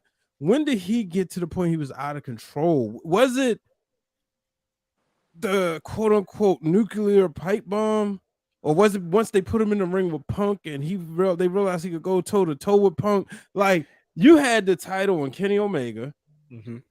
and you could have went to Danielson. You could have went this way. You could have went that way. When did MJF get to the point? Because now once we got to like at least when he made that comeback in last September, you had to go with this guy. It was the contract disputes. Remember? Right. But No, it was before. It was when his match with Warlow got overshadowed. His storyline got overshadowed Right. because of the all-out brawl out. That's when Yeah. he started being out of control because he had to make sure that focus was back with him. Because remember, you only remember the whole Warlow and him story because that was one of the biggest stories before Punk hit, and when Punk was eating his muffins doing all that stuff. Because remember, he leave? Yeah, he left this. But before that, that's what made. But like, these are the things that kind of like made him into. He was already like a big deal. Raj says when he betrayed Cody, but I feel like even then he was still like, it was a big deal, but It was he wasn't must see TV. It was the Wardlow thing. He's right. Remember he cut that. Remember he lost, right? And then Oh, he when came they out, he did the cut, squash match. and he cut that promo the next day. Yeah, And he was talking about I'm the best wrestler and then nobody better can lace my effing boots in this company or another company. He was going off. My buy rates are higher when I'm on TV. Check the facts. He was saying all that stuff. Like That's okay. I mean that's what I remember because like you said after that match, Yeah, but he cut. I remember him cutting that promo and I was like, oh yeah, this dude like he's really pat. Like he just lost, but he made me forget about the loss because he was he just came out. He just like and just pitch it back with him. Warlow didn't even matter. It was no, like, he didn't. oh. And Wardlow Well, won. Like Wardlow was the TNT champion at that point. Right. That is true. Okay. And he went. Yeah, because I'm sitting there like, when did he get like? And now y'all even talking. I think it might even been a little bit before that to the point where he was getting to the point must see TV. That made him must see TV. It was the promos he was cutting. He was cutting passionate promos on TV. Yeah. Yep. Shit. But remember, as soon as that all-out brawl out, you forgot about everything he did because his Warlow match was just. It should have been the highlight of the night because it was the combination of everything he had been building to. Yeah, it was one of the marquee things. All out, brawl out. That was last September, right? Mm-hmm. I want to say yeah. When did he? That was the night he made his return. Yeah, that was the night he made his return. He wasn't the was it? So he won the belt at Full Gear in November. I do know that.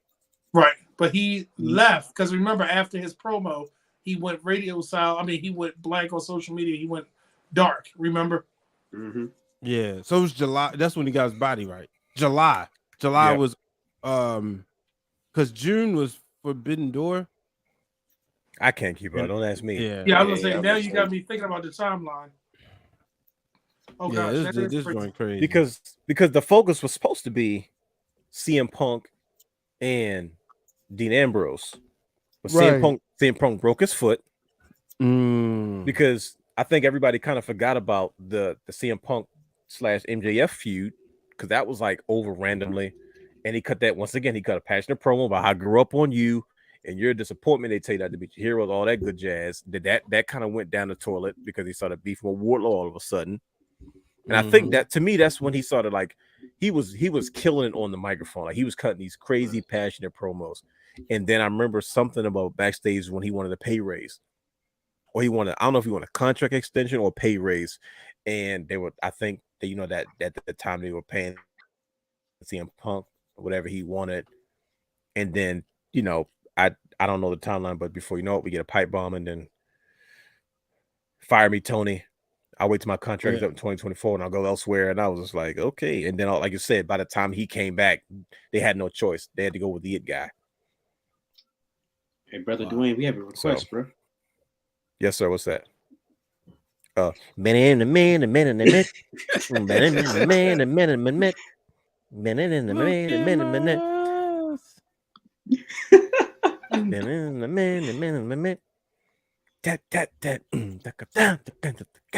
my god, he really played those?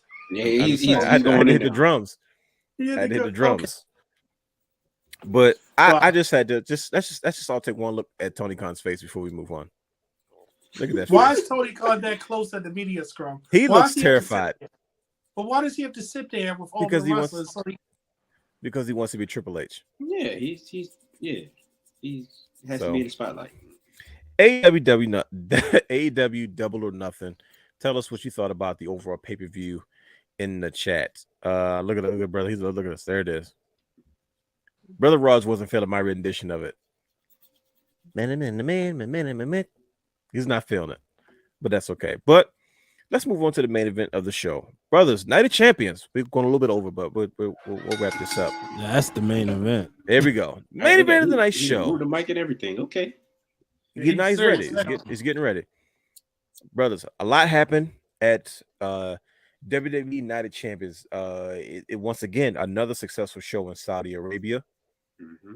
I'm grateful that Syria and Saudi Arabia are having peaceful diplomatic relations with each other once again. So Sami Zayn and Kevin Owens were able to travel into the country with no issues, and Sami had a very religious experience for him being across the water in Saudi Arabia as well. We had a lot going on, man. We saw Bianca Belair dethroned by Asuka.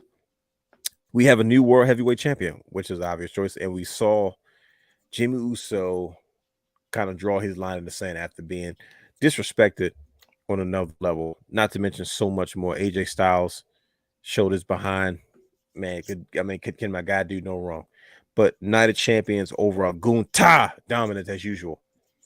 But overall, good brothers, brother Brandon, Night of Champions. What did you think? Did it live up to the hype? Did you enjoy the show? Overall, what was your take on it?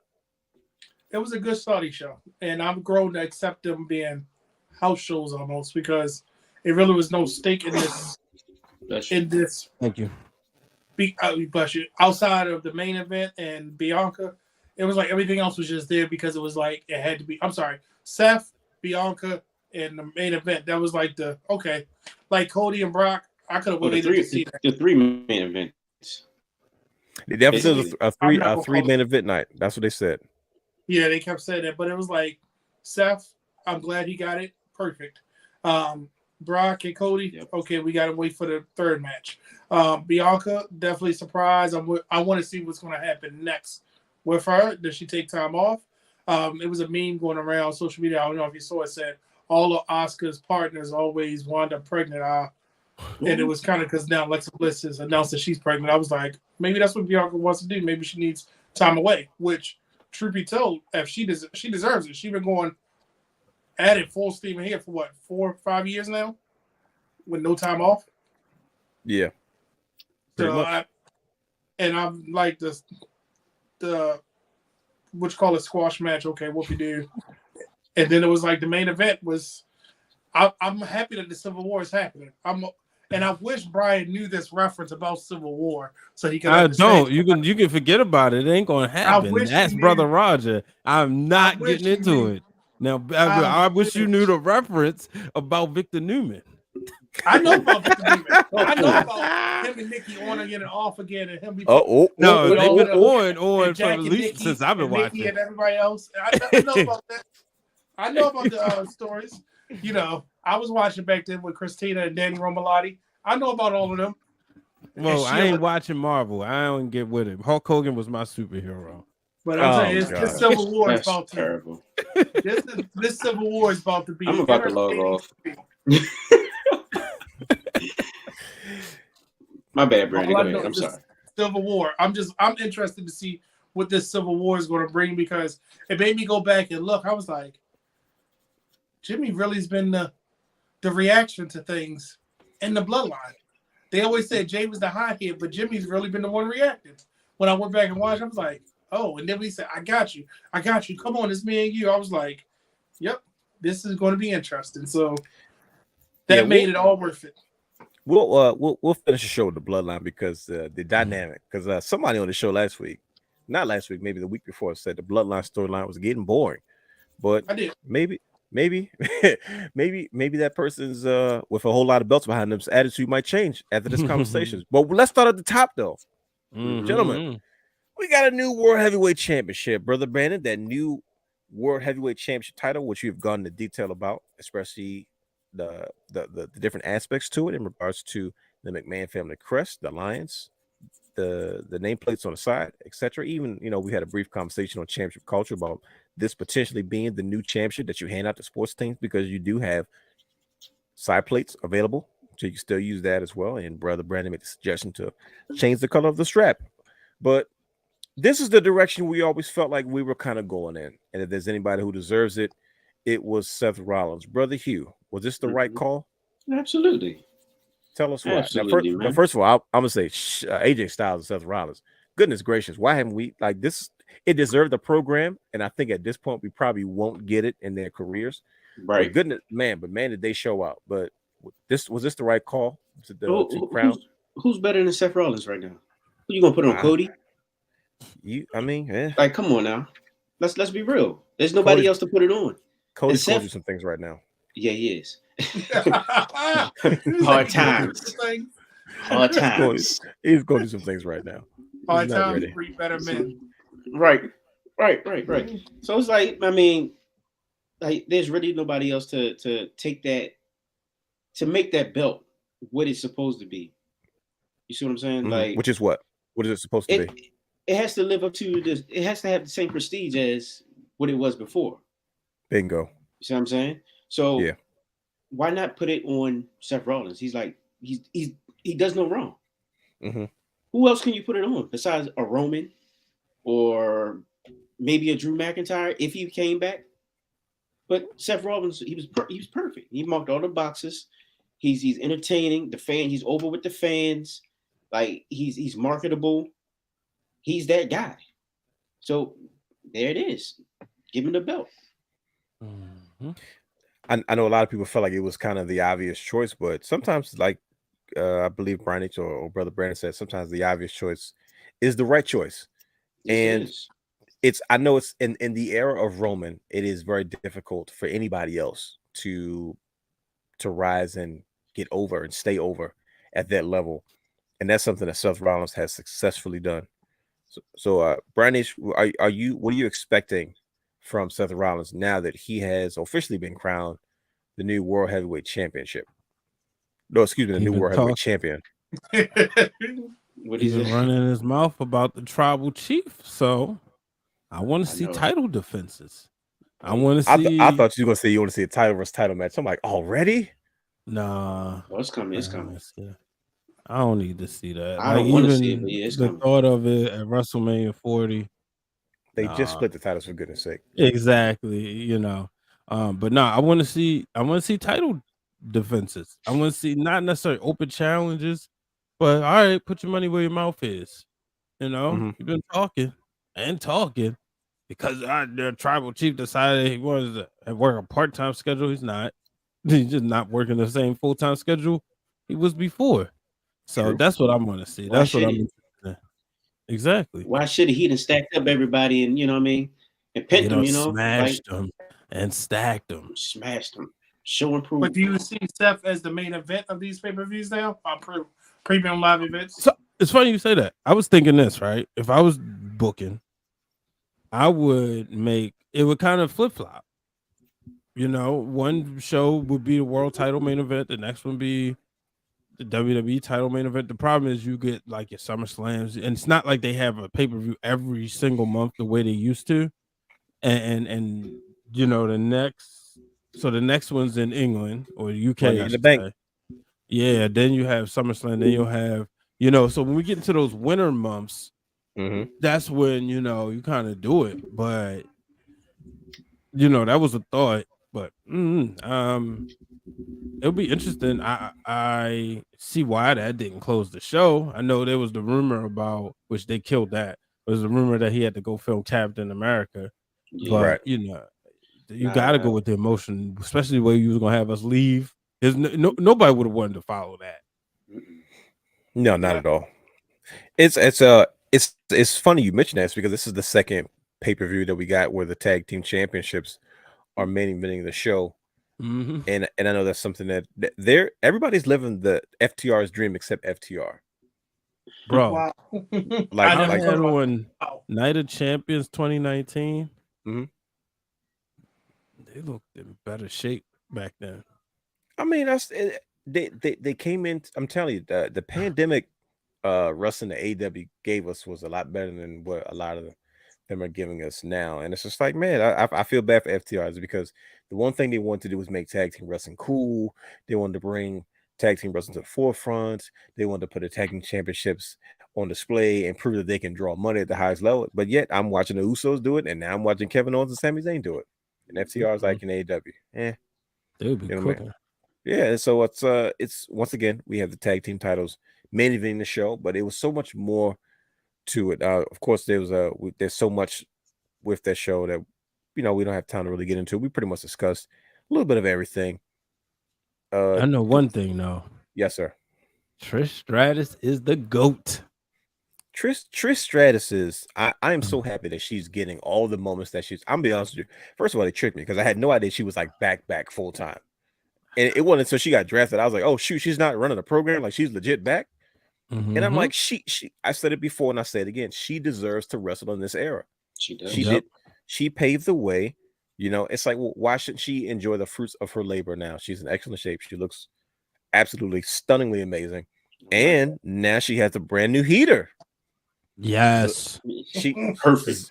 Trish Stratus is worth a musclehead young girl. And we talking about somebody that's gotten a vignette. When's the last time we seen a vignette? She was somebody I didn't care about in NXT. I was like, Zoe Stark is boring. I like what's the girl name?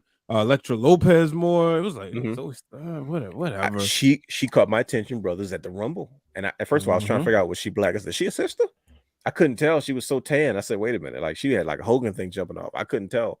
I was like, is she mixed or what's the deal? I spent half the show trying to figure that out. And then but I like what she did in the ring. And I was like, she has my attention. And then just to see where she is now, she got the vignette. And then I didn't see that coming. So now you get another young girl that's established with two established brands. And once again, Triple H is excellent at building women superstars. Like he takes these relatively new faces and makes them household names. And he's going to do the same thing with Zoe Stark. She's working with a Hall of Famer and a future Hall of Famer, like one of the biggest superstars in the business today, like men or women, in Becky Lynch and in Brian H's book, the greatest of all time, in Trish Stratus, which is arguably true. You know what I mean? And this is like she's going to learn every side of the business at this point. So that's the fun thing. But Trish's heel work, I was critical of it in the beginning, but boy, has it turned the corner. He never like. I was always a fan of it, but Brian H, Brian H loves his Trish, but so he's biased. But like you said, I need that shirt. Thank you, Trish. When you brought it up and you kind of like broke it down, it made me look at it different. Yeah. And then we just see like it's build and build and build, and man, she is cooking. And like even the stuff she's doing with Becky now, honestly, I know we got a new Raw Women's Champion. Give me Trish and Asuka. Do you think? I was about to say, are you fishing around thinking that Trish is going to trying to find a way to scheme her way back to that title? Oh, most definitely. Oh wow, definitely. I didn't even think about that. But I'm sitting there like, oh wait a minute, you might be onto something, good brother. Why the heck not? You talking about the one that's on SmackDown? I can't, bro. It's got to get over there somehow. I can't keep up with none of these titles with the women. Like, I don't know what's going on. I would say Trish and Rhea, but Taquan, I think they're building Rhea to be like a dominant monster right now. She's got to get her record. You don't want to stop any of that momentum. Right. No, not at all. What Natalya did for her is what we saw John Cena do for Brock Lesnar. Pretty much. And you know, right, now I miss Sasha Banks. Okay, see. But I looked up like, oh man, right. Trish can get the Money to Bank contract. Ooh. Or Zoe Stark gets it and hands it to her. Mm-hmm. Because they haven't announced the women qualifying match except for the one on SmackDown. I mean, it's ways to get Trish a briefcase and let her cash it in. Yeah, but like I just don't see Asuka having a long run. Like, I think dominant Asuka, that's a thing of the past. I think she'll have a solid one, respectful. But I think Trish Stratus is the person to beat her. Bring that title to Raw. Now, how you get because technically the Judgment Day, all that, but yeah, they'll figure it out. The dust. Mm-hmm. But you know who needs to figure things out? Don't you do it? The Samoan wrestling dynasty, man, the Fatu and the Wise, all of them. Just goodness gracious. What in the world is going on? Good brothers. We saw something that I feel like we saw coming, and we were just waiting for it and waiting for it and waiting for it. And I think we're finally at this place where I'm saying to myself, I think this may be potentially the end of the bloodline as we know it. Now, when I say as we know it, I'm referring to this version of the bloodline because, no offense, Samoans don't die; they just multiply. They usually say that about Star Wars fans. That's a Star Wars quote. They say Star Wars fans never die; they just multiply. But man, when it comes to Samoans, Pacific Islanders, any Polynesian island descent professional wrestlers, man, they just keep coming, and it seems like they just never run out. And it seems somehow they all relate, some way, shape, or form, and I'm okay with that too. But man, how did you guys feel when we saw Jimmy Uso finally snap? And not only did he drop Roman Reigns one time, but he calculated and dropped him a second time. Bro, is this the end of the bloodline, Brother Hugh? No, it's not. I still think it's like it's a case of family matters, man. You know how big cuz always picking on you. You gotta show him what's up real quick because he's been disrespecting you for too long. That's what it is. I mean, I asked somebody earlier today. I said, what if your little cousin dropped you? Yeah, you was being a butt because you're the oldest. That's your culture, right? And you've never really been reprimanded. So you was going too far. You was wrong. But they just decided they had enough and they just kick you right in the face. I said, you still want to be like, all right, we're gonna be cool again? Because technically, you haven't hit back yet. Yeah, after I get my hit back, you already know. Like, yeah, you fall back in line. Yeah, you fall back in line. You know, yeah, man. I mean, that's what I think it is. Oh, that's what I'm hoping it is. Because the bloodline, we can't. We have to stay on top. We have to be the ones. Not yet. No, see, that's the whole point. This is what makes a civil war, Brother Hughes, because Jim used to say, "We the ones." Yeah, the T-shirts is not changing. I'm the tribal chief. He said he's the tribal chief. Yeah, we the bloodline, and I'm like, so what does that mean? Like day one. I'm just listen to me. Roman Reigns, they've been putting in a lot of the work.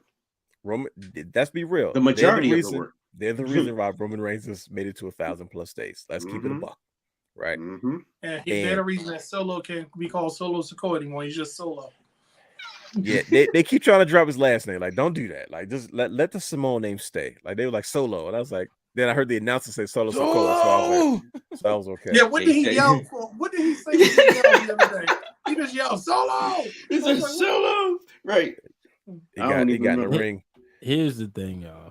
Go ahead. Speak on it, B. Man, I know this is tough for you, Brian H. I'm sorry. It is. It's gonna get ugly before it get good. Now, okay. We're gonna see. First of all, we're gonna see the family come up. You know, Roman was showing off last week. Say, yeah, man, it's gonna be good. It's gonna be good. Jay, especially you, Jay, and Jimmy got upset. But man, the biggest issue too is Solo, because they kicked him in the face. And he already dropped the picture of the thumb. Bro, did you see how he dropped when they kicked him? That was Bro, when he went down, I said, all I kept saying to myself, Ziggler. bro, all I can say to myself is, oh yeah, that hurt. He gonna be pissed when he wake up.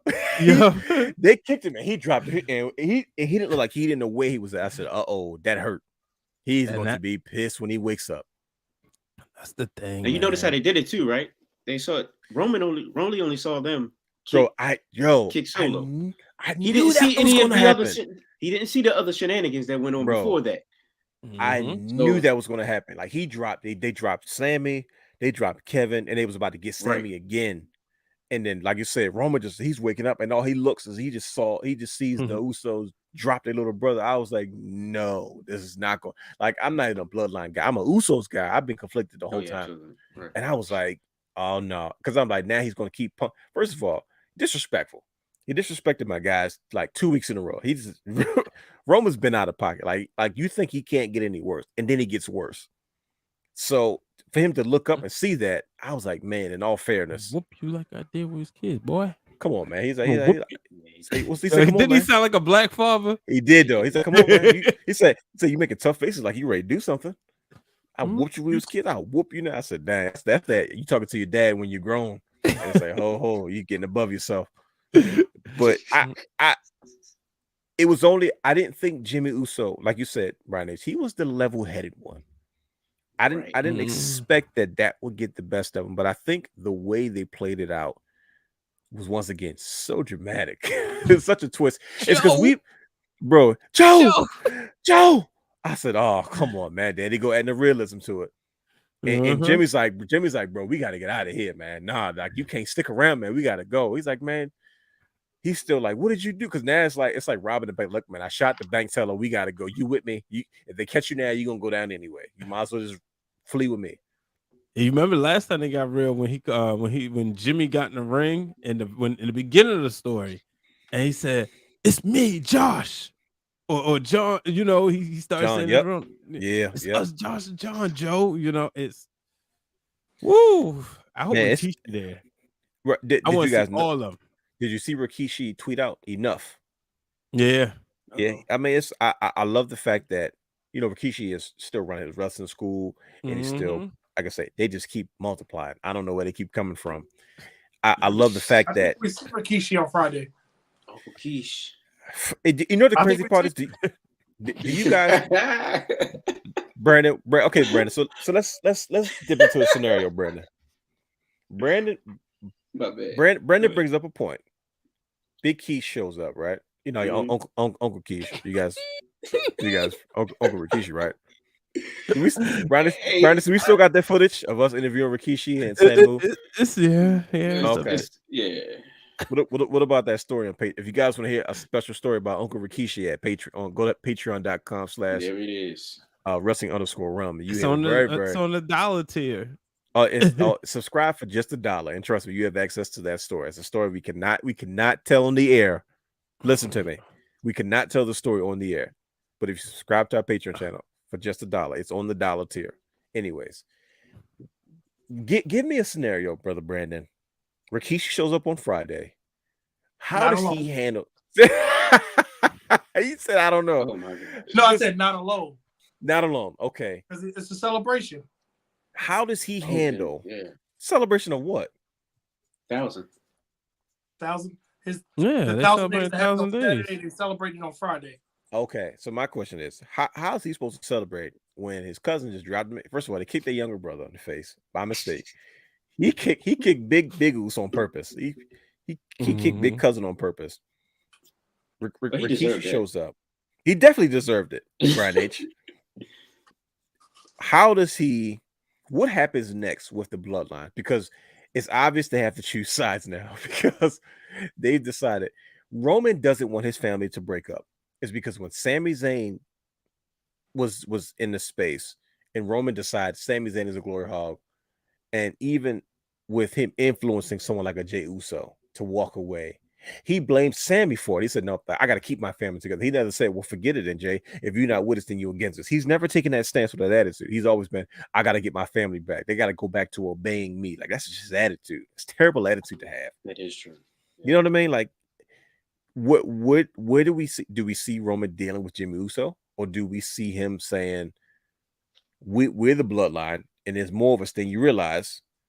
Or does he say no, y'all? He's gonna force the Usos to get back in line. Like once again, like when you were kids. Nah, you know how we do this. You're gonna do what I say, like you said. Like he said on Friday. You're gonna acknowledge me. You're gonna respect me. What do we see? Brian H is going through it right now. No, it's okay, brother. What scenario do we see on Friday? The latter. So you fight. Who you asking? I'm before I say something. Look what Brother Hugh said. The latter. Brian H said they're gonna fight. What are you saying, brother Brandon? I think that the celebration is going to bring out, because they've been name dropping a lot. And remember, he dedicated the match to who did he dedicate? Oh yeah, Wild Samoan. And remember, they were supposed to be on Raw, but travel issues, and one of them was sick, right? So they had to cancel that celebration. So I'm gonna take you back to my thought on WrestleMania. When Roman came out, I would have had all of the Anoa'i family, all of the bloodline out there to acknowledge Roman as he's going down the ramp. Like Bret Hart style. Scenario? Huh? Like Hart family style. When we remember Bret Hart faced off with McMahon in WrestleMania. And how they all acknowledge him as he walking past. So now in the ring, why couldn't the wise man bring all of the elders? And because remember, they sent Solo, so they all on the same page, right? And he's saying, "Where's your father?" to Solo, and that's how you bring Rikishi out. And he says it's not good, and he tells Rikishi, "You get in line, or you'll be like your sons." And that's where the dissension in Solo comes on. Like, wait a minute, is he talking to my dad like that, or am I going to be with Roman? And that brings the Usos out to come to Rikishi's defense. But see, if Rikishi told him to get online, then they pulled a card. You wasn't even there. That's what I'm trying to say. Like historically, they say, listen, I know you. First of all, here's the wrinkle with that. It's because Rikishi is a businessman. He always has been. And Rikishi's attitude has always been, well, hey man, that's just your cousin Joe. You knew that. At the end of the day, he's the head of the table. He's feeding the family. So you need to get in line because he's the reason that we're in the space that we're in now. And y'all need to respect that because this is bigger than y'all. It's about us. No, that's what I'm saying. Roman tells him to get his sons in line. No, but I'm saying, like, what if Rikishi does that? He takes Roman's side off breaks, like, nah, y'all out of pocket. Because your cousin Joe, Joe's the reason. He may not need to. He may not have no problem disrespecting elders. He may say, listen, I'm not being a jerk. This is our traditions. They not getting in line. And they say, hey man, you know how your cousin Joe is. Y'all wrong for that. Like, he's the reason why we eating. He's the reason why y'all eating. Y'all know how our tradition is. This is what we do. Y'all need to get back in line. Y'all need to apologize. And then the Usos like, nah, I ain't doing it. I had enough. Y'all keep letting them treat us like we kids. But culturally, that's how it is in their families. From what we know, from what they've shared with us, as far as Samoans, or Pacific Island, Polynesians, they all call themselves island boys at the end of the day. And they all despite the islands, they all consider themselves related. Like it doesn't matter what island you're on. If you're part of this specific island, we all same tribe, same group. You know what I mean? And it's like, man, they don't do that over there. Yeah, they say they don't know. Like, other people separate the two. And it's like, no, that's why people are trying to figure out how, like, Superfly Jimmy Snuka is related to them. It's like, bro, we all came up together. So, so, and then, like I said, of course, The Rock, his grandfather was literally the high chief of their family. That's why he had the tattoos all the way down to almost his calf muscles. Like, if you could see him, like, oof. But man, there's so many. I know we had a brief discussion about another wrinkle into it. Like, what if this is a debut or an opportunity to bring in more Bloodline family members? You know what I mean? What if they replace like what if a Jacob Fatu comes in, right? Oh my gosh! And now it's the Samoan werewolf, like a Jacob Fatu and Solo. So technically, the bloodline is still intact. You know what I mean? And what if they add somebody else? What if they decide to bring up Umaga's son early or something like that? And now, because Rikishi has a faction, he's always had a Samoan faction everywhere he's gone when he's had his promotions. You know what I mean? Like, we've seen this before. Yeah. Because we're like, like, Manu. And you know how Triple H is. Triple H takes what works and say, let me add some dust to it. And he's done a great job, because this has been one of these storylines that is I'm telling you, like, for Brandon, you're a soap opera guy, story guy, man. Yeah, telling the story, boy. Have we ever seen any story? I know somebody made the argument like, "Oh, the Blackpool Combat Club is the most interesting faction in story in professional wrestling," because, and I'm just saying to myself, just when you thought that the bloodline was getting stale, man, did they throw a crazy wrinkle into it. It's because, first of all, it looked like Roman Reigns and Paul Heyman and Solo were plotting on the Usos as it is. So once again, Triple we H still don't know what's happened when Matt Riddle broke it up.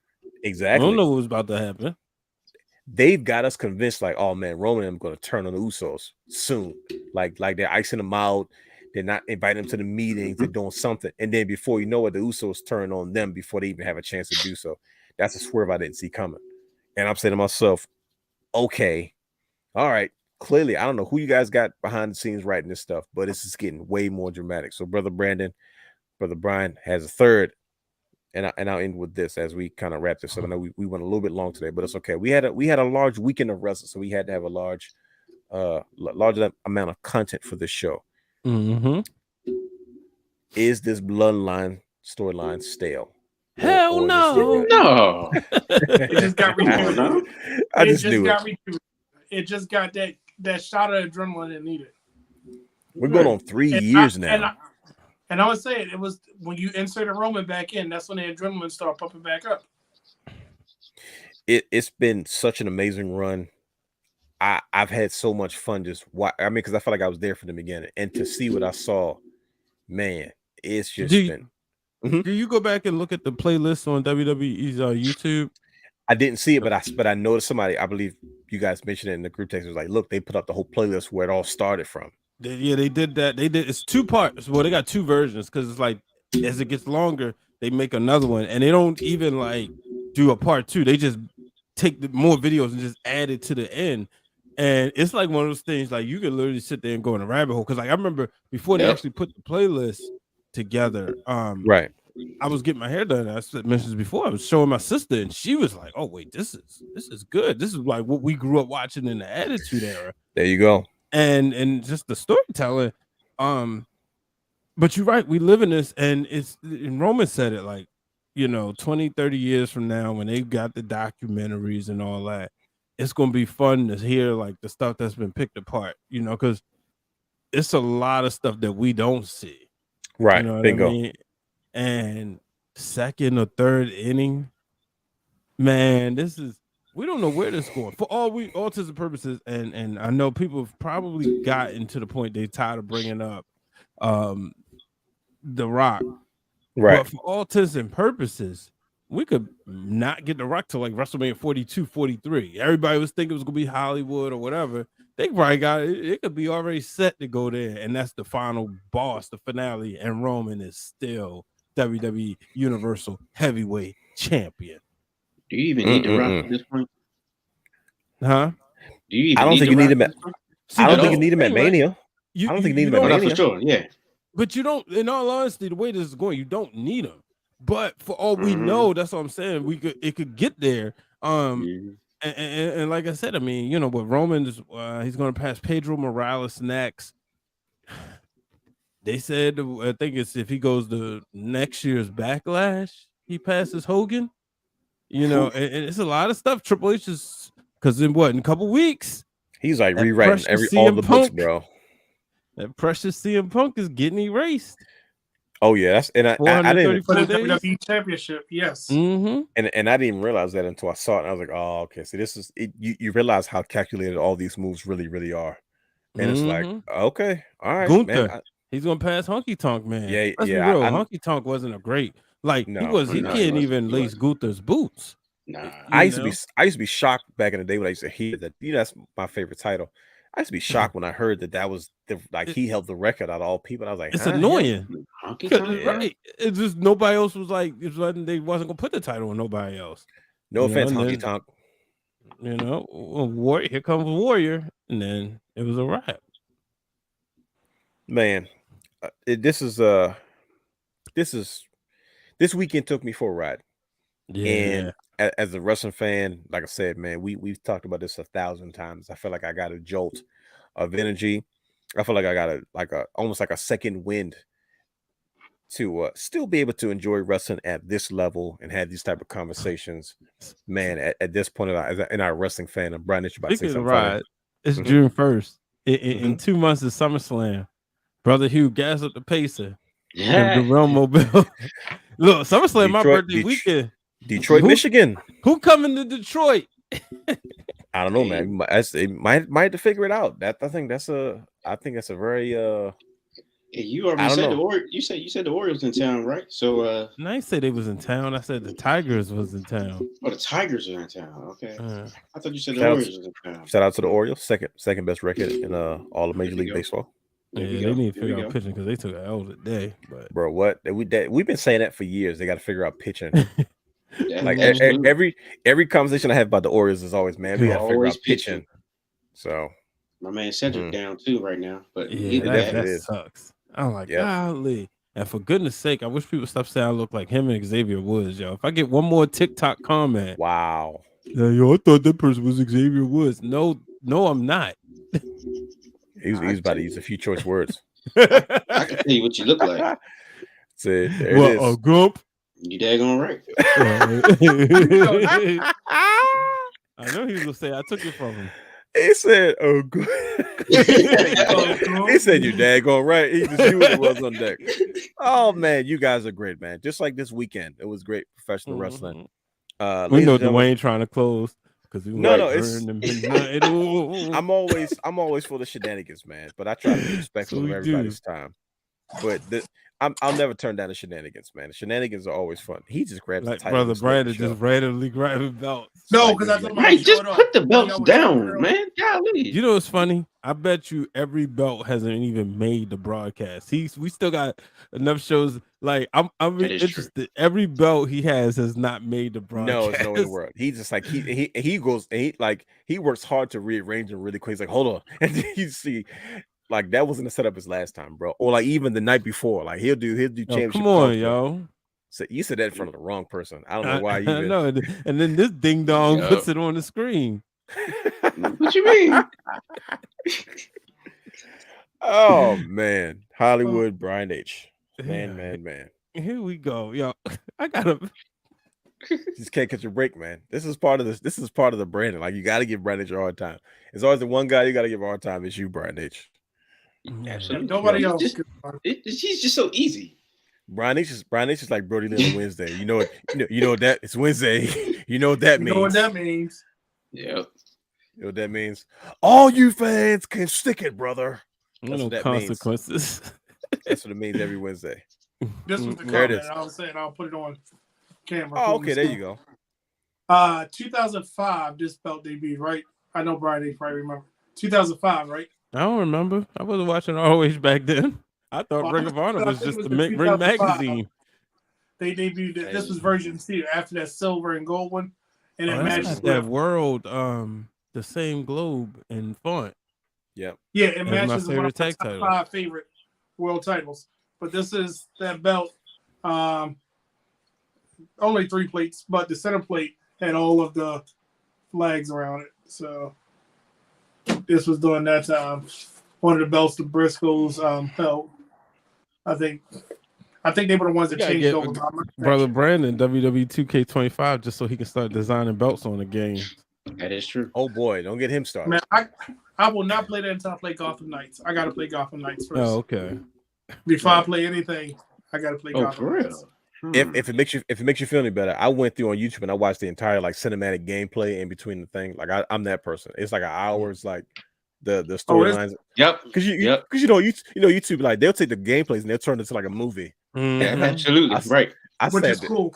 Like with Injustice, that was the first one they did with Injustice. Remember? Yep. Shout out to Yolanda. That's what she would tell us to do if we couldn't figure out how to beat apart on a game. She's like, yeah, bro. Trust me, I'm telling you, I'll sit there at work like it's a movie. And be like, it's an hour and 50 minutes. Oh yeah, I'm in here and just watch the whole gameplay thing play out, like all the in between, all the cinematic movie cuts and stuff like that. So I was like, oh yeah, this works. Ooh. So. That's how he's catching up on comics nowadays. He just go down rabbit holes on YouTube. There it is. I'm telling you, bro. You talk about following Bray Wyatt. But we got a lot coming up soon. We have SummerSlam. We have Money in the Bank coming up. we have a lot to look forward to as far as the Wrestling Wrealm. We have championship culture. We have Brian H doing what he does best, Brother Hugh producing what he does best, and me still waiting around trying to figure out Realness Reacts, of course. I got a couple articles too on the Patreon. Oh yeah, by all means, advertise. Go ahead. Yeah. What did I write about? Shucks. But yeah, y'all just know there's some articles on there. My fault. I'm sitting there like, wait, what did I write about again? Because you know what it was? As soon as the show was over, it was Seth Rollins. Yeah, there you go. I did see that. Yep. Yeah. So Seth Rollins in the Bloodline Civil War. I was just in the zone. You know, wrestling ended at 4. It was like 4 o'clock, 4:30. And you know, we used to wrestling ending around 11, 10, but it was early that it's like, oh, wait a minute. Right. Yeah, check out what I just said. I like those Saudi pay-per-views for that reason. Yeah, no doubt. I mean, especially with that time. Any other advertisement, good brothers? Anything next episode of Championship Culture, we drop it on Tuesday. It's going to be an interesting time. It's going to be. You have any hints about what this episode is going to be about? It's going to be themed around. Do I drop it here or do we tell them check it out? Why not? Go and drop it. Go ahead and drop it. All right. It's going to be themed around, does the strap matter when it comes to a belt? And when I say the strap, as in everybody hated the Universal title when it was red, but they love it now that it's blue. So does the strap really matter, or is it the person holding it? So you'll hear my take on that, but then you'll hear the story of why I have some of the same belts and different straps. I think Dwayne's frozen. Yeah, I think he's frozen. Yeah, there you go. He's frozen. I was like, is he thinking or he's frozen? Yeah, that's Brother Rod's fault. He kept making saying Vince's name in the comments. Yeah, he definitely did say it a couple times. At least he has a different pose this time. Yeah, he's not just. Right. Yes, that'll be the dive on that one. So don't forget Tuesday at 8 p.m. And then Brian, you dropping in? You twitching this weekend? Nah, not that. No games. No games. Nah. Oh, but okay. Well, on that note, let's. Did you pre-order Fight Fiverr? No, but I'll get it eventually. Okay. Yeah, I ain't want to pre-order. But yeah, make sure y'all go to the merch store, WrestlingWrealm.com. Check us out. Y'all know what to do. Until the next time, in the words of the real Dwayne Allen, same Wrestling Wrealm channel. No, I can't do it. I'm tired. Can't do it. Get out. Okay. Don't forget. Don't forget what? Oh yeah. It's still here.